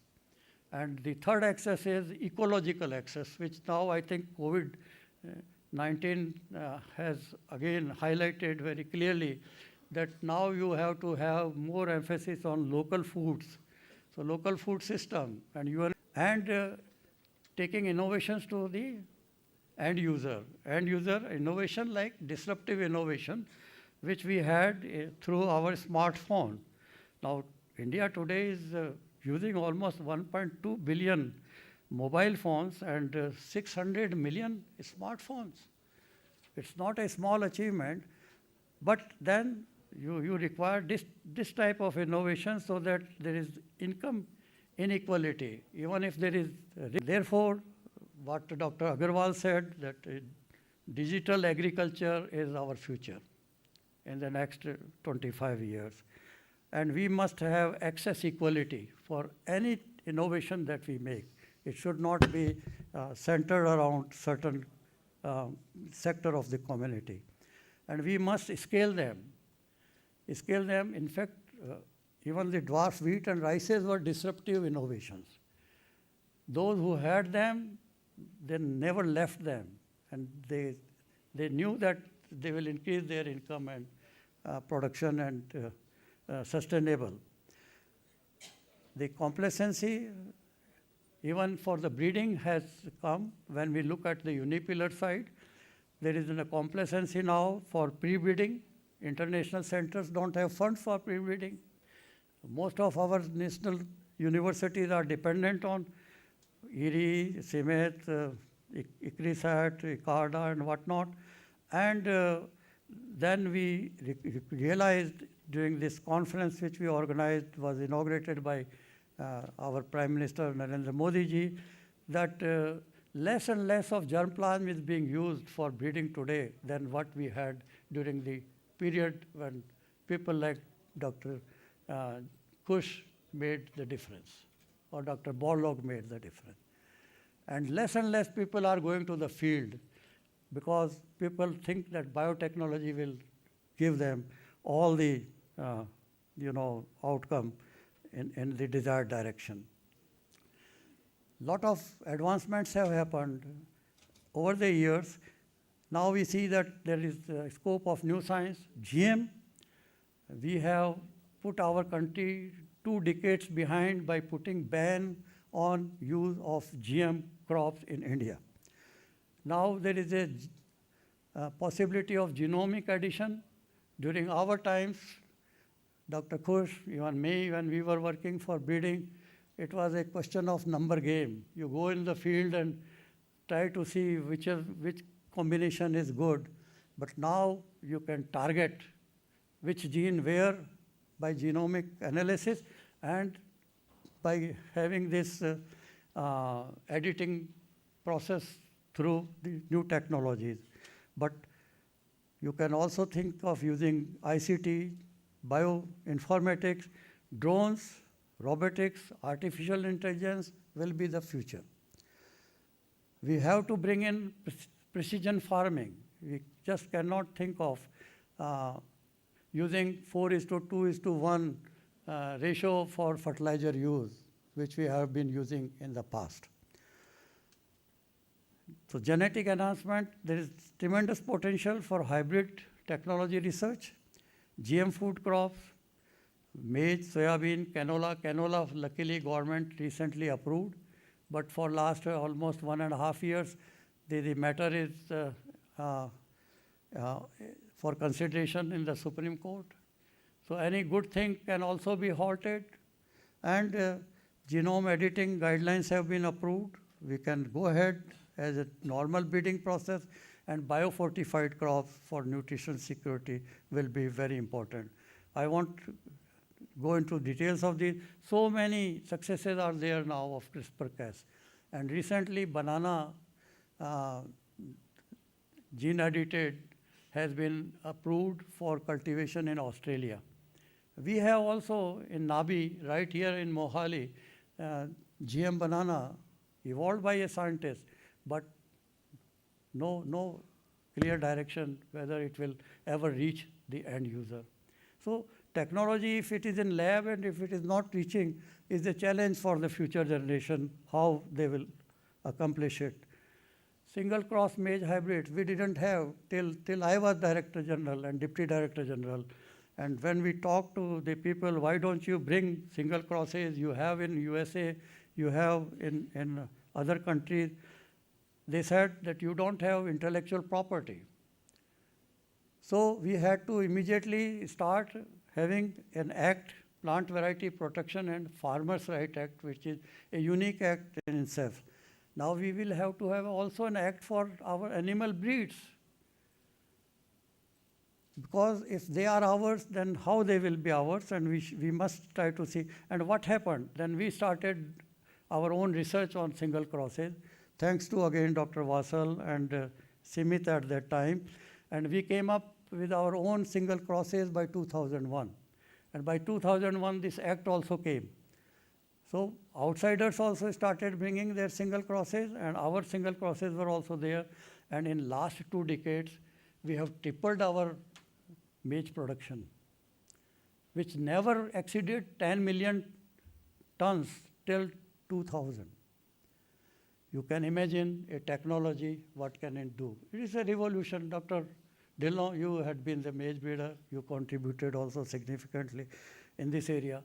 BT cotton, that time the major use of pesticide was in cotton, and 50% of the total pesticide use of about 60,000 liters of active ingredient were being used in cotton, and maximum suicides were in cotton. And we said we have to have this BT cotton in India, and BT cotton has shown a fiber revolution. The taste of the pudding lies in eating.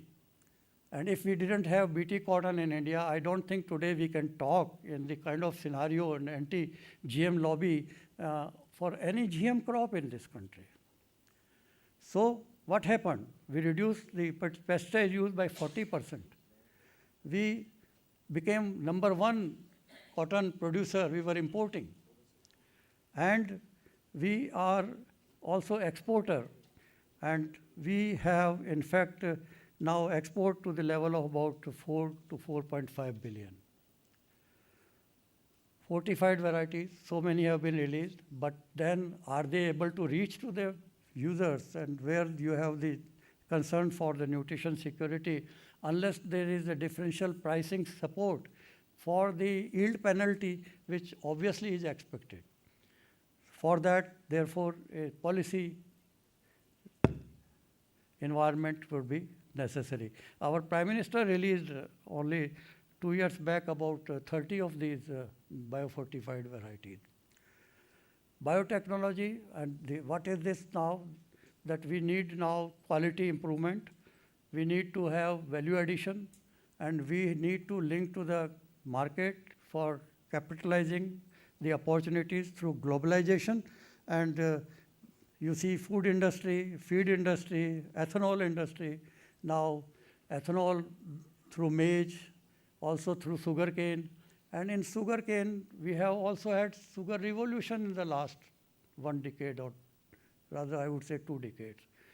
Because of the best varieties, short duration varieties, and we have almost 4 million tons extra sugar, which we are not able to export because of the competitive price in the global market. So converting this into a value or then have income is also another option which will have to be thought of. Conservation agriculture. When I said now I come to the second pillar, natural resource management. In natural resource management, we started with this conservation system in rice wheat, and it has made its impact in Punjab, Haryana, and Western UP. But area is covered only in last 2 decades is 3.5 million hectare. Potential in rice wheat alone is of 10 million hectare. And globally, a revolution is there covering 200 million hectare, but that conservation agriculture, which we call is zero-till, no-till, is only in drylands, not in irrigated system. So our drylands, which are grey, need to be made green, and I will also come to the level of increasing carbon sequestration. You will have to cover your land through cover crops, and you have to not to use energy. You reduce it, and how much evidence we will require to scale conservation agriculture. This would require a new extension system, lot of literature, lot of data is there, lot of discussions have taken place, but you definitely require, because if you take this technology in the natural resource management, the lead time for acceptance is higher than when you give varieties which are high yielding, because farmer sees immediately next season crop the benefit of it. But when it is using, suppose, even legume in rotation, the impact will not be seen unless you raise the next crop where you save 30 to 40 kg of nitrogen per hectare. So you require more time, and you require to see that extension is not weak.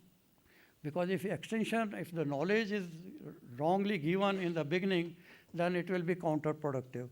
So we would require a different extension. And where is the extension system? Government cannot provide extension to all these things. There is hardly any extension system in livestock or fishery. And what we have, village level worker is now the secretary of Gram Panchayat giving life and death certificates. He has no time for agriculture. So we will have to think of having a private extension. I will come to it later. Also, there are technologies where you can go in rice. Why should we go for puddling, transplanting, avoid it by going in for direct seeding? But then you would require herbicide-tolerant materials of this kind. And the options are available. The variety has been released, but it would require also the expansion of application for the herbicide which is pursued is otherwise available in India, but not yet approved for use in rice. So we are waiting for the government approval. Hope it will come. But then this will save. This will save water, this will save time, this will save also the energy and labor. And direct seeding would be possible, but we will have to have a different technology adopted and taken to the field and satisfy the farmers that this is possible. No burning of rice straw is possible if we go in for in situ conservation. And the technology is there, but then this technology is not available to every farmer. And then the lead time is very short, so you will have to provide machinery to these people through the custom hire basis centers. So those are the issues which are required. Nutrient use efficiency, when you look at nutrient use efficiency, our nutrient use efficiency is hardly 30%. Now, when you are using almost 30 million tons of fertilizer, NPK, और उसकी efficiency 30% है, तो 70% तो बेकार ही जा रहा है. Government subsidy दे रही है, वो that is one part, but then this can be increased. This can be increased. Now you look at Germany, we are using about 100 kg NPK per hectare in India, which is quite a good achievement, I would say. Then when we were independent, from 0 to 100. No doubt now there are messages that we should not use any of it. That is a separate story. But when you look at China, and China has same population, rather we are more populous than China today, using 300. We are using 100. And when you look at Germany, US 250, Germany 200. Now, the point is that their efficiency, when you look at this arrow, their efficiency is much higher than our efficiency. We can double this efficiency.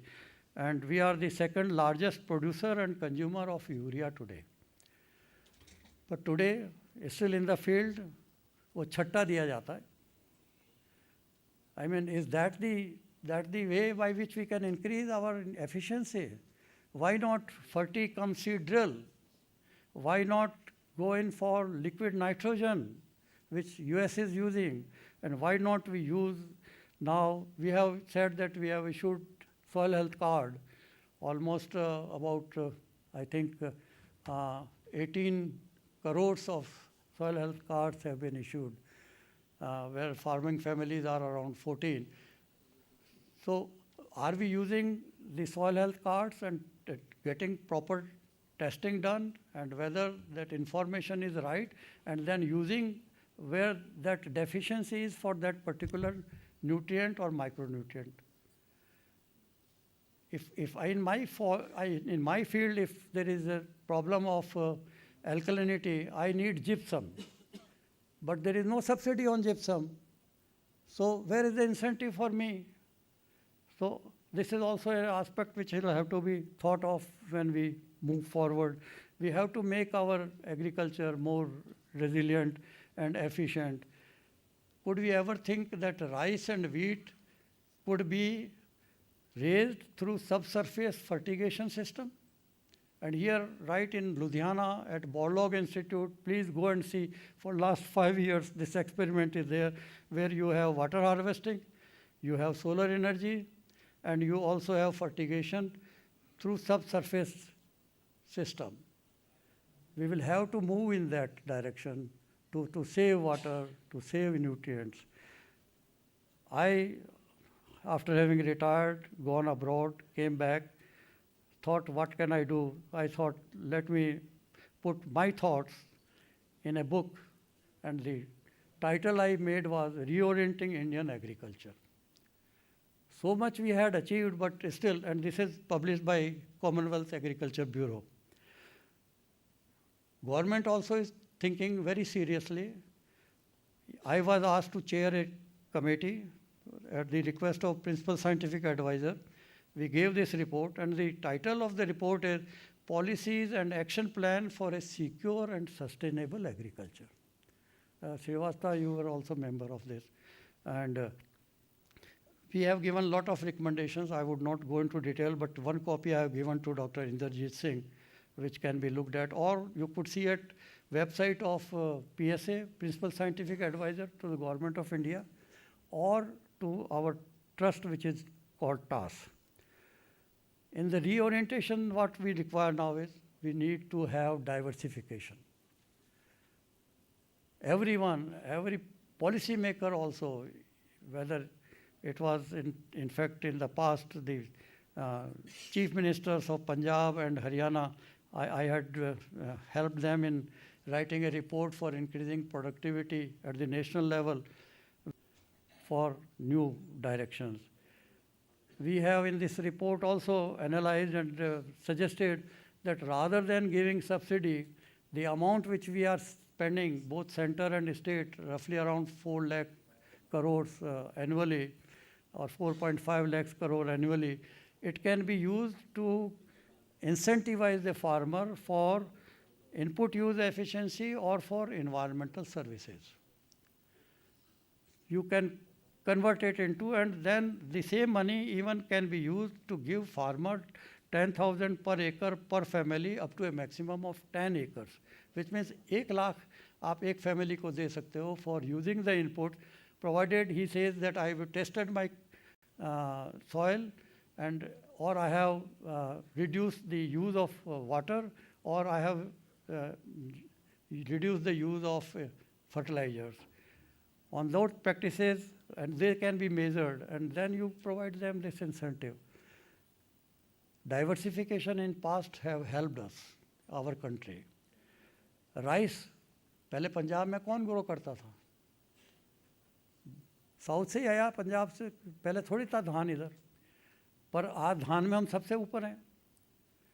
तो नई चीज़ आई, नई चीज़ को हमने अपनाया और ठीक तरह से अपनाया, क्योंकि वहाँ तो अभी भी ट्रांसप्लांटिंग नहीं करते, यहाँ तो हम ट्रांसप्लांटिंग करते हैं.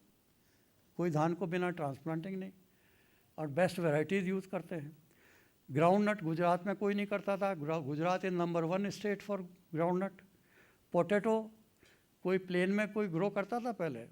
जब हम एफिड की टेक्नोलॉजी लाए मैनेजमेंट की, तो पोटैटो ग्रो होने लगा प्लेन्स में, और आज पोटैटो का रिवोल्यूशन है. Today we are almost number 3 in the whole world.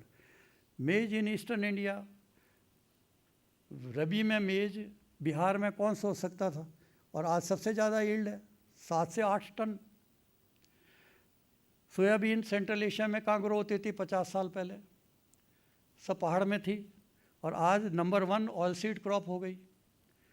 Chickpea and sunflower south में नहीं, नॉर्थ की क्रॉप थी, हमारी नॉर्थ की क्रॉप थी, पर उसकी शॉर्ट ड्यूरेशन कर दिया तो वो तमिलनाडु में भी ग्रो होने लगी. पिजन पी जो है वो जमुना पार की क्रॉप थी, अब वो इधर यूपी, बिहार और राजस्थान, सॉरी बिहार में तो थी क्रॉप, पंजाब, हरियाणा, राजस्थान, पर there again we require a short duration because that doesn't fit. Whatever we have is 120 days. What we need is 110 days. So we require to reorient. We require to have our definitely targeted focus and then provide option. अब हम किसान को कहें कि आप मूंग लगा लो और आप जो है वो धान मत लगाओ तो उसकी इनकम उसके बराबर होगी क्या? So that part has to be thought of. Why not soybean?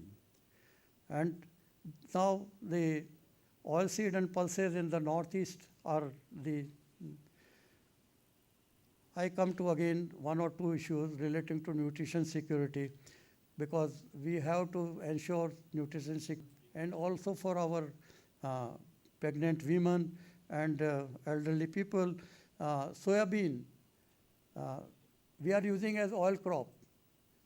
And soybean, from where it originated in China and all Southeast Asia, चाहे Philippines, Thailand, Burma, Japan, Korea, everywhere it is a food crop.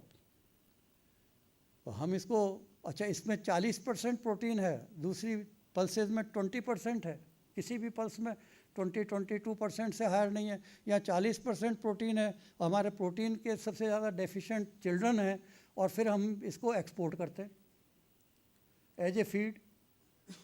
Something is amiss somewhere and that is required to be thought of and we have made it. And why not soybean, porting soybean for oil, or oil we are eating, so that is a GM soybean. GM soybean oil we are eating, but we will not allow our farmers to produce GM soybean. Something is wrong somewhere. QPM maize can again help in improving the growth of the children, or even for animals to a great extent, or for poultry. A very fast growth will be there if you use quality protein maize. But then there is yield penalty to some extent. So we will have to, on basmati also there is a pricing difference. So why not fortified crops? We will have to have some pricing difference, otherwise it will not. वो market में जाके produce में किसान को अगर वही पैसा मिलेगा तो बायो फर्टिफाइड क्रॉप को क्यों ग्रो करेगा? So something will have to be thought of in that direction. Pulses, we are the largest producer, we are the largest consumer, and we are also the largest importer. So it's a real anomaly, but we can have pulse revolution if we take the technologies in a missionary mode. We did it 4 years ago. 4 million ton extra pulses were produced, and it can still be produced. But then we have to check on the taxing on the import of pulses from outside, where there is a less tax, even on oil. The taxing is much less on import, and therefore is no incentive to our own farmers. Why we can't produce too much of sarson? क्या problem है? Is a successful crop, सब लगाने लगे हैं. आप area बढ़ा दीजिए, incentive दे दीजिए, बाहर से इंपोर्ट बंद कर दीजिए तेल का. कल को हम अपना ऑयल प्रोड्यूस करेंगे, क्यों नहीं करेंगे? तो हमें चाहिए मिशंस अब, और जो मिशंस हैं हॉर्टिकल्चर जैसा मिशन चाहिए वे अब, और जो मिशंस हैं हॉर्टिकल्चर जैसा मिशन चाहिए, where we really made a lot of difference. And our today horticulture production is more than the food grain production, which was never before. And but then there are names there, missions are there, but they have become routine projects of the government. They need to be reviewed, they need to be monitored, they need to be changed, and we must say that this is the mission which has to. We had the oilseed mission started. I was that time responsible for agriculture research support and the extension. And in 4 years' time, when I was Deputy Director General, that mission was under Dr. M.V. Rao. And in 4 years' time, we had reduced our import bill to 0.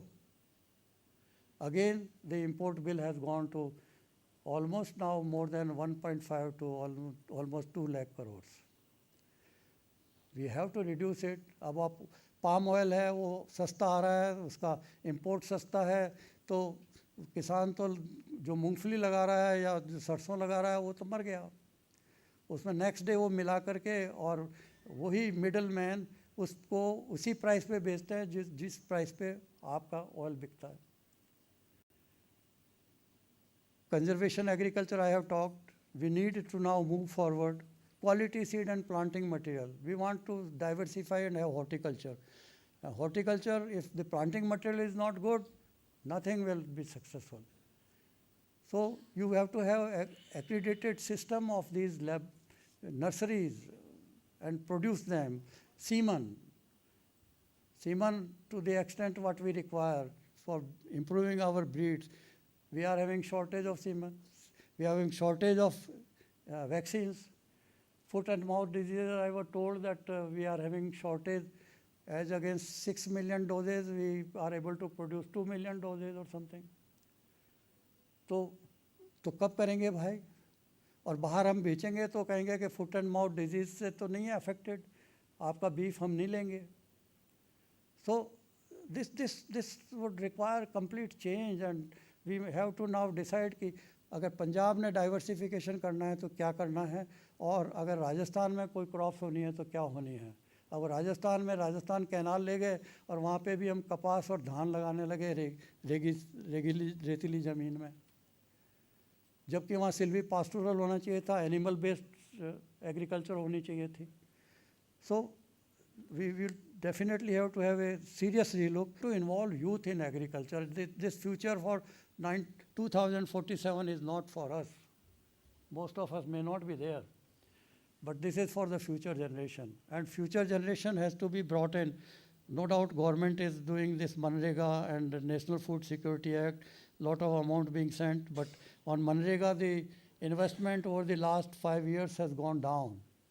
So this is the labor wage guarantee which we are providing. We would require 2.7 lakh, but we are spending only 60,000 crores. And on National Food Security Act, which is 5 kilograms food grain free, we could give because we had our buffer stock to the 90 million tons. Now the buffer stocks have come down to 40 million tons. 3 साल में तो हमने free तो दे दिया, पर 800 million लोगों को देने का क्या तात्पर्य है? कोई ये तो पूछे भाई. मतलब 800 मिलियन, जब हम कहते हैं कि गरीबी रेखा से नीचे 200 मिलियन या 150 मिलियन है, तो 800 मिलियन कहाँ से आ गए? Something have to be thought of more seriously. We have to make our youth job. Who is going to provide biofertilizer? कितना बायोफर्टिलाइजर प्रोड्यूस कर रहे हैं? 1 मिलियन टन रिप्लेस नहीं कर सकते आप इनऑर्गेनिक फर्टिलाइजर्स को. So we have opportunities, but and make them entrepreneurs. Give them vocational training. ये नहीं है कि 4 साल की डिग्री के लिए हम प्रोग्राम रखेंगे. National education policy demanding that, and in that national policy saying that now you have to diversify, you have to multidisciplinary universities, you have to go in for more training and training of the students even in the school. Agriculture for the first time now has been accepted as a subject in the school. अगर बच्चे को यही नहीं पता आलू कहाँ लगता है तो क्या खेती करेगा वो आगे जाके. और most of the children in the universities are from urban areas who have not been exposed to, and that's why we started Ravi program at that time. Dr. Agrawal, you are now supporting it further. So because of the experience you have to give, so we have to therefore and interact with the private sector. Private sector को हमने alien माना हुआ है. जो किसी भी government का officer अगर प्राइवेट सेक्टर से बात करे तो ये समझेंगे कि ये कुछ ना कुछ दाल में काला है. We have to embrace because they are the only people who will take the technology to the end user. And otherwise वो मेरे पास मेरी वैरायटी है, सीड तो पहुंचा नहीं, मुझे कोई परवाह नहीं है, मैं प्रमोट होकर के प्रोफेसर बन गया, किसान जाए बाढ़ में. So I think there are issues, and when we organized the first women conference on women in agriculture, and I recognized during my time the role of women is not recognized to that level as it should be. So we started National Research Center for Women in Agriculture. कहीं world में नहीं है कोई national research centre for women in agriculture. And what we found from this conference, about 600 women came from almost 70 countries. And the FAO said that if you empower women, you can increase your agricultural production by 20 to 25%. And most of the agriculture operations are around women, and educate women will ensure house. सबसे best advantage होगा अगर उनको आप educate करेंगे तो हमारा household nutrition security का best benefit would be there. Also, population control will be the best offer. Not cohesive measure, but by educating them. And the gender equity, diversity, inclusion program then started in all organizations, including the CGIAR. Finally, farmer would require to have something new. When I was chairman Farmers Commission of Haryana, I talked to very progressive farmers. ऐसे बैठ के करीब 500 farmer से पूछा भाई आपको चाहिए क्या. कहते जी हमें सब्सिडी नहीं चाहिए, हमें तो अच्छा ज्ञान चाहिए. और अच्छा ज्ञान उस चीज़ के लिए चाहिए जो हम करते हैं वो नहीं, नई बात क्या कर सकते हैं. और दूसरी चैलेंज है कि हमारे बच्चों को खेती में रुझान कैसे होगा वो करवा दो, और वो जो हम कर रहे हैं उससे तो वो करेंगे नहीं. So you have to bring in a new culture, you have to bring in a new dimension and make sure that they increase their income multifold, not just what you are doing yourself. So specialty agriculture, we will have to think of low volume, high value crops, which is being also talked about. Baby corn पहले नहीं होता था. Thailand से मैं जब Thailand में था, India आया 1994 में लाए. अब आज बेबी कॉर्न जो है एक कॉमन वेजिटेबल हो गया है. Baby tomato, broccoli, capsicum, cucumber, potential is much greater in terms of income through protected cultivation. And protected cultivation we started under NATP, and what we had at that time, hardly any area, but now we have achieved something like 2.5 lakh hectare. We are 7th in the world. But compare with China, which is number 1, 2.7 million hectare. 1 million hectare protected cultivation India में लाने के लिए. We have to really think seriously about if it has to be taken up in an aggressive manner, and then all options are there. Just see in desert, from where I belong, at Kajari Institute, 25 feet by 50 feet polyhouse will cost you about 1.2 lakh, and the returns are 4 to 5 lakhs per annum. But it will require technology, it will require knowledge, it will require institutional backstopping, and it will require credit, and it will require linking to the market. And that is, again, a challenge, but then options are there. Options are for precision farming. This is a hectare area at the Kajri farm where you can harvest the water in the driest area with 150 to 200 millimeter rainfall, and you can have your own energy, and you can have all these polyhouses and protected cultivation. Sky is the limit if one wants to take it up. Now people are talking of what we call as urban agriculture, terrace agriculture. Also we talk of horizontal agriculture, and this is just repurposing of the container, shipping container. One shipping container can give you produce equivalent to 2 acres. And this is not just a joke, it is a reality in Boston, where I often go because of my son there. We see all organic produce and leafy salad products produced in these containers, and they are supplying. So you have the market right nearby, but you require this knowledge and the technology, and then you have all these, LED lights and without any soil, so you have the best produce, and you just go and pack it and then go it to the market. And in the market there are organic, food counters where the price is almost double, but people buy it. Now even in India we are having people of middle class and above who want to buy better rice, even of 100 kg, 100 rupees a kg, than compared to 30. So finally, we have the options for scaling innovations in the next 25 years. Knowledge, digital knowledge, hybrid technology. Why maize, if can produce and give us 3 times, area coverage is only 60%. Why can't it be made 90%? और अगर पंजाब में लाना है, सरकार कह रही है, और हरियाणा में लाना है, तो उनको भी फिर थोड़ा और इंसेंटिव ज़्यादा दें और उनको लिंक करें फॉर मार्केटिंग. कल को अडॉप्ट हो जाएगा. बट अगेन प्रॉब्लम इज़ कि भाई मार्केटिंग कहाँ करेंगे, फिर उसकी प्रोक्योरमेंट कहाँ होगी. तो farmer will always be waiting for someone else to decide for his price. I mean, this is also an issue which has to be thought of.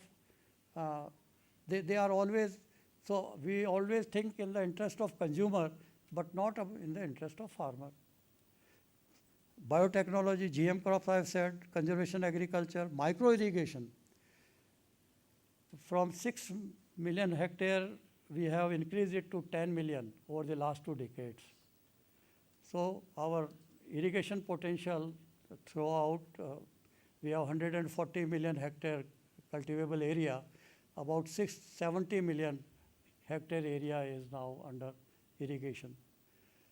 इसको increase कर सकते हैं. Why we allow flood irrigation? We promote and educate and work, but that would require a different effort. And then bioenergy, biofuel, government has come up with a policy that you can admix 20% of biofuel in your petrol. But then we have to produce it. तो कभी तो हमें कहा जाता है कि आप sugar cane use कर सकते हैं फॉर बायोफ्यूल प्रोडक्शन, फिर कहा जाता है अब बंद है, कल से फिर शुरू हो जाएगा. आज हम प्याज आप लगा रहे हो, प्याज का पैसा यहाँ ज़्यादा बढ़ गया, एक्सपोर्ट बंद है. गेहूँ है हमारे पास ज़्यादा है, पर हमारे को क्या पता कल को दिक्कत हो जाए तो गेहूँ का एक्सपोर्ट बंद है. तो किसान कहाँ जाएगा? I think that is the challenge which also has to be seen as we move forward. So what has gone well in India? Many things seem to have gone well. We have the ID cards, Aadhaar, we have the largest food distribution system, we have robust internal market, fortunately, and we have the largest public employment scheme, Manrega, and we have largest network of women self-help groups in India. The farmer producer organizations are being encouraged, and we have achieved to the level of, as I said before, to 97 million tons of buffer in 2020. Recently, for agriculture, one earth, one family, one future, and there we require urgency to achieve sustainable development goals and Paris Agreement. And Paris Agreement we will not be able to achieve unless in agriculture we go in for conservation agriculture and agroforestry. Forest cover तो हम 33% कभी कर नहीं पाएंगे. हमारी policy है 33% की, आज के नहीं है, आज 50 साल से हम बात कर रहे हैं, पर 25% से ऊपर गए ही नहीं हम. तो फॉरेस्ट कहाँ से लाओगे? और जो हमारे पास एग्रीकल्चर लैंड है वो भी 140 पे ही अटकी हुई है. तो एग्रीकल्चर लैंड में चाहे वो हर मेड़ पर पेड़ की जो बात है, वो it requires then a major thrust and effort, and we have potential. और कार्बन सिक्वेस्ट्रेशन को करना होगा. अगर वो नहीं हम कर पाएंगे तो ग्रीन हाउस गैस एग्रीकल्चर से होता ही रहेगा. Building strong partnership, I said before, we have to motivate, attract youth, knowledge platform and policy advocacy. और हम लोग जो रिटायर हो गए उनका काम यही रह गया है, पॉलिसी एडवोकेसी। कोई सुने तो ठीक है, नहीं सुने तो कोई बात नहीं, पर बोलते रहो। And funding for agriculture research for development, भाई दुनिया में 2% 3% पे है जो आगे बढ़े हैं। ब्राज़ील है, अमेरिका है, ऑस्ट्रेलिया है, even China is spending double than us, और हम वही 0.6% पे अटके हुए हैं। हम कहते हैं कि 1% तो कर दो एग्रीकल्चर जीडीपी का, 1% एग्रीकल्चर जीडीपी का भी नहीं हुआ। वो जो कुछ 0.3 से 0.6 मैं मेरे टाइम में करवा पाया, वो वहीं पे अटका हुआ है। तो कब आगे बढ़ेगा, कब ऐसे इतने इंस्टीट्यूशंस और सर्वाइव करेंगे, इतने और हमें जो youth, doctor Agarwal said we have to produce more capable youth, so we need to go. And recently last week Niti Aayog has come up with a report where the recommendations are that we have to visit price policy, compensation to the farmer, we have to move towards nutrition security, which is very important, and major promote millet consumption, have diversification around the local food systems, and reduce consumption of edible oils. हम बहुत ज़्यादा consumption high कर लिया है हमने, उसको भी कम करना है। Edible establish seed hubs for quality seeds, rejuvenate soil health and water health, promote climate resilient technologies. Luckily now we have, I was yesterday at Wheat Institute, we have now very high tolerant for the terminal heat. तो अगर temperature बढ़ जाता है, इस साल तो temperature luckily अच्छा है, मेरे ख्याल से रिकॉर्ड प्रोडक्शन होगा वीट का, but when it increases beyond 25 degree in the month of February, third week, then it reduces the yield of wheat substantially. But now we have varieties which will not affect it. So you have to go in for breeding for not only the disease and pest resistance, but also for abiotic stresses. And that possibilities are there. And credit flow, किसानों को जो वो credit flow मिले, investment के लिए मिले, and we need to invest more in livestock, fisheries, and natural resources. They have great potential, and we therefore will be able to contribute from agriculture. Out of targeted 5 trillion economy, I'm sure we will contribute 1 trillion, because our contribution in agriculture national GDP is 17 to 18%. With all these efforts, if we make, we will certainly again increase it to 20 to 25%. And 50% of the population in India is dependent on agriculture and around it. So if we have 5 trillion economy, 1 trillion economy, तो agriculture से ज़रूर हम country को देंगे, अगर कल को हमारा देश जैसे विकसित होता है. And in that context we will number 3 economy, I presume. And conclusion is agriculture will liberate nation from hunger, malnutrition and poverty, and bridge the widening income divide between farmers and non-farmers. And given the declining land, water and agrobiodiversity resources and the intensifying environmental footprint, the task ahead is rather difficult, but certainly not insurmountable, if we all move forward with new commitments to upscale and outscale innovations for bigger impact. And that will be the bright future for our future generation. Thank you.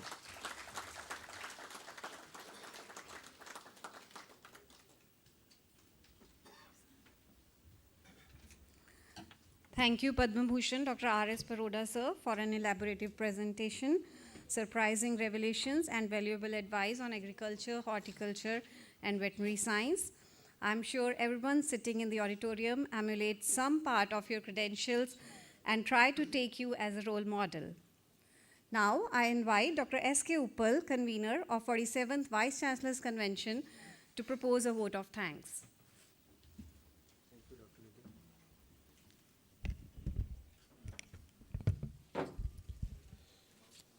Respected dignities on the dais, off the dais, esteemed delegates, guests from Canada online, Dr. Baljeet Singh, Dr. Walker, officers, heads of departments, faculty members, students from PAU as well as Veterinary University, progressive farmers, media persons, ladies and gentlemen. Very good. Now, I think it's still morning. Very good morning. On behalf of Indian Agricultural Universities Association and Guru Angad Dev Veterinary and Animal Science University, it is my profound privilege to extend a vote of thanks on this occasion of the inaugural function of 47th Vice Chancellors Convention of IAU on Food and National Security and Farmers' Welfare, Vision India 2047 and beyond. I extend my heartfelt gratitude to all of you for gracing this occasion with your presence. Thank you, everyone. At the outset, I extend my gratitude to the personalities on the dais, Padma Bhushan, Dr. R.S. Prodha, Chairman TAS and Farmer Secretary, DARE and DG ICR. And we are thankful to you, sir, for being the chief guest of the day and for your keynote address, sir. You have covered a very vast topic in a very, you can say, short period of time in your very comprehensive talk, covering each and every aspect which we need to have taken into consideration to formulate future policies with respect to agriculture, animal husbandry, fishery, dairy, and allied sectors. And you have rightly mentioned how you can say targets, keeping in view our biodiversity, ecosystem, farmer welfare in view. Thank you very much, sir.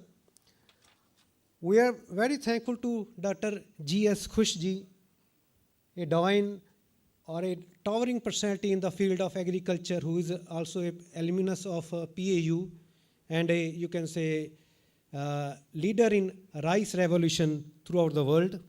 Thank you very much, sir, for sharing your views on identifying leadership in agriculture and allied sciences and how to nurture them. That is very important.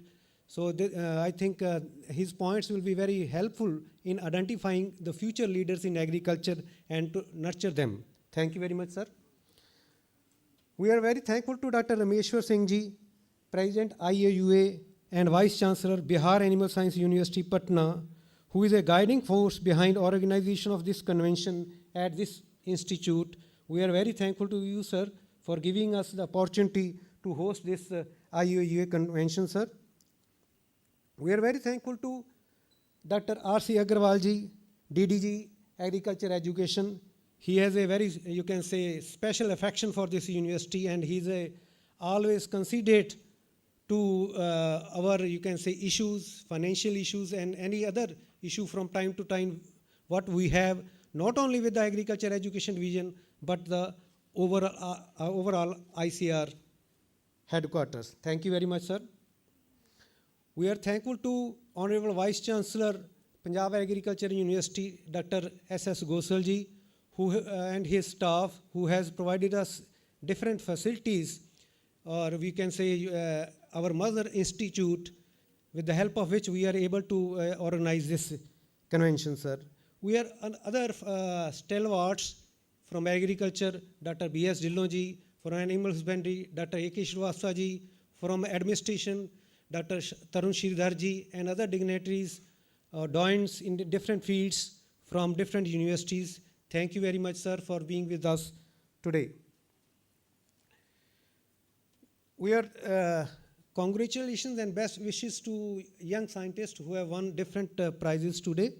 We are very thankful to farmers who have come all the way to share their experience with us today in different fields. The farmers are from agriculture, animal husbandry, poultry, fishery. Thank you very much. We are thankful to our, you can say, head of our family, Dr. Inderjeet Singh ji, who is the main force behind this convention, and he's a meticulous planner. You might have seen, you have just seen the outview of our university, how well this university is maintained, and I'll tell you that this university is more beautiful inside from its, you can say, infrastructure, teaching, research, and extension point of view. Thank you very much, sir, for leading this institute. Thank you very much for everything, sir.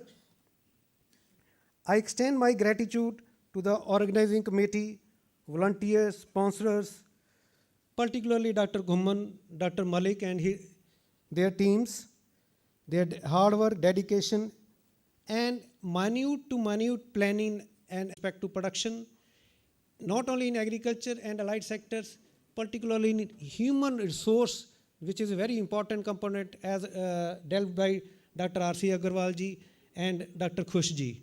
So thank you very much. Thank you very much, one and all. Thank you. Thank you, Dr. S.K. Uppal. Now I request all present to please rise on their seats for a national anthem.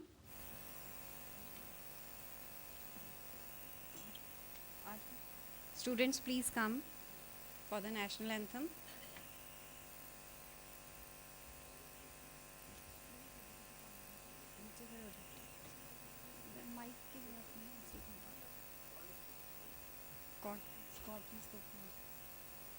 Students, please stand in the auditorium only, down, and take the cordless mics with them.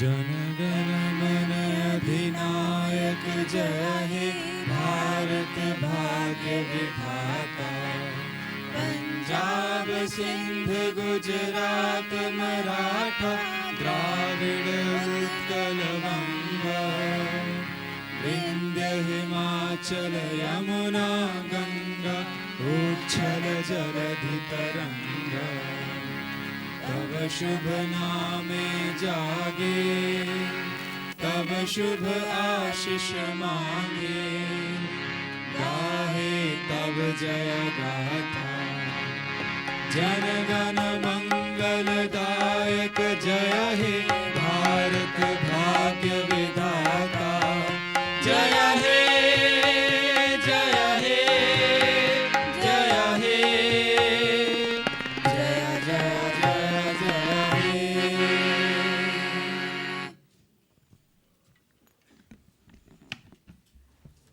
There's a small announcement. On March 19th, we are planning a visit to Amritsar to visit the Golden Temple, Jallianwala Bagh and the Wagah border. And for visiting Wagah border, we need to register today itself. So I request all the honorable Vice Chancellors to please register at the registration desk now to visit Amritsar. And with that, may I invite all of you for a group photograph also in the lawns outside the auditorium. And on behalf of the organizing committee, I also request all present to join us for high tea in the lawn.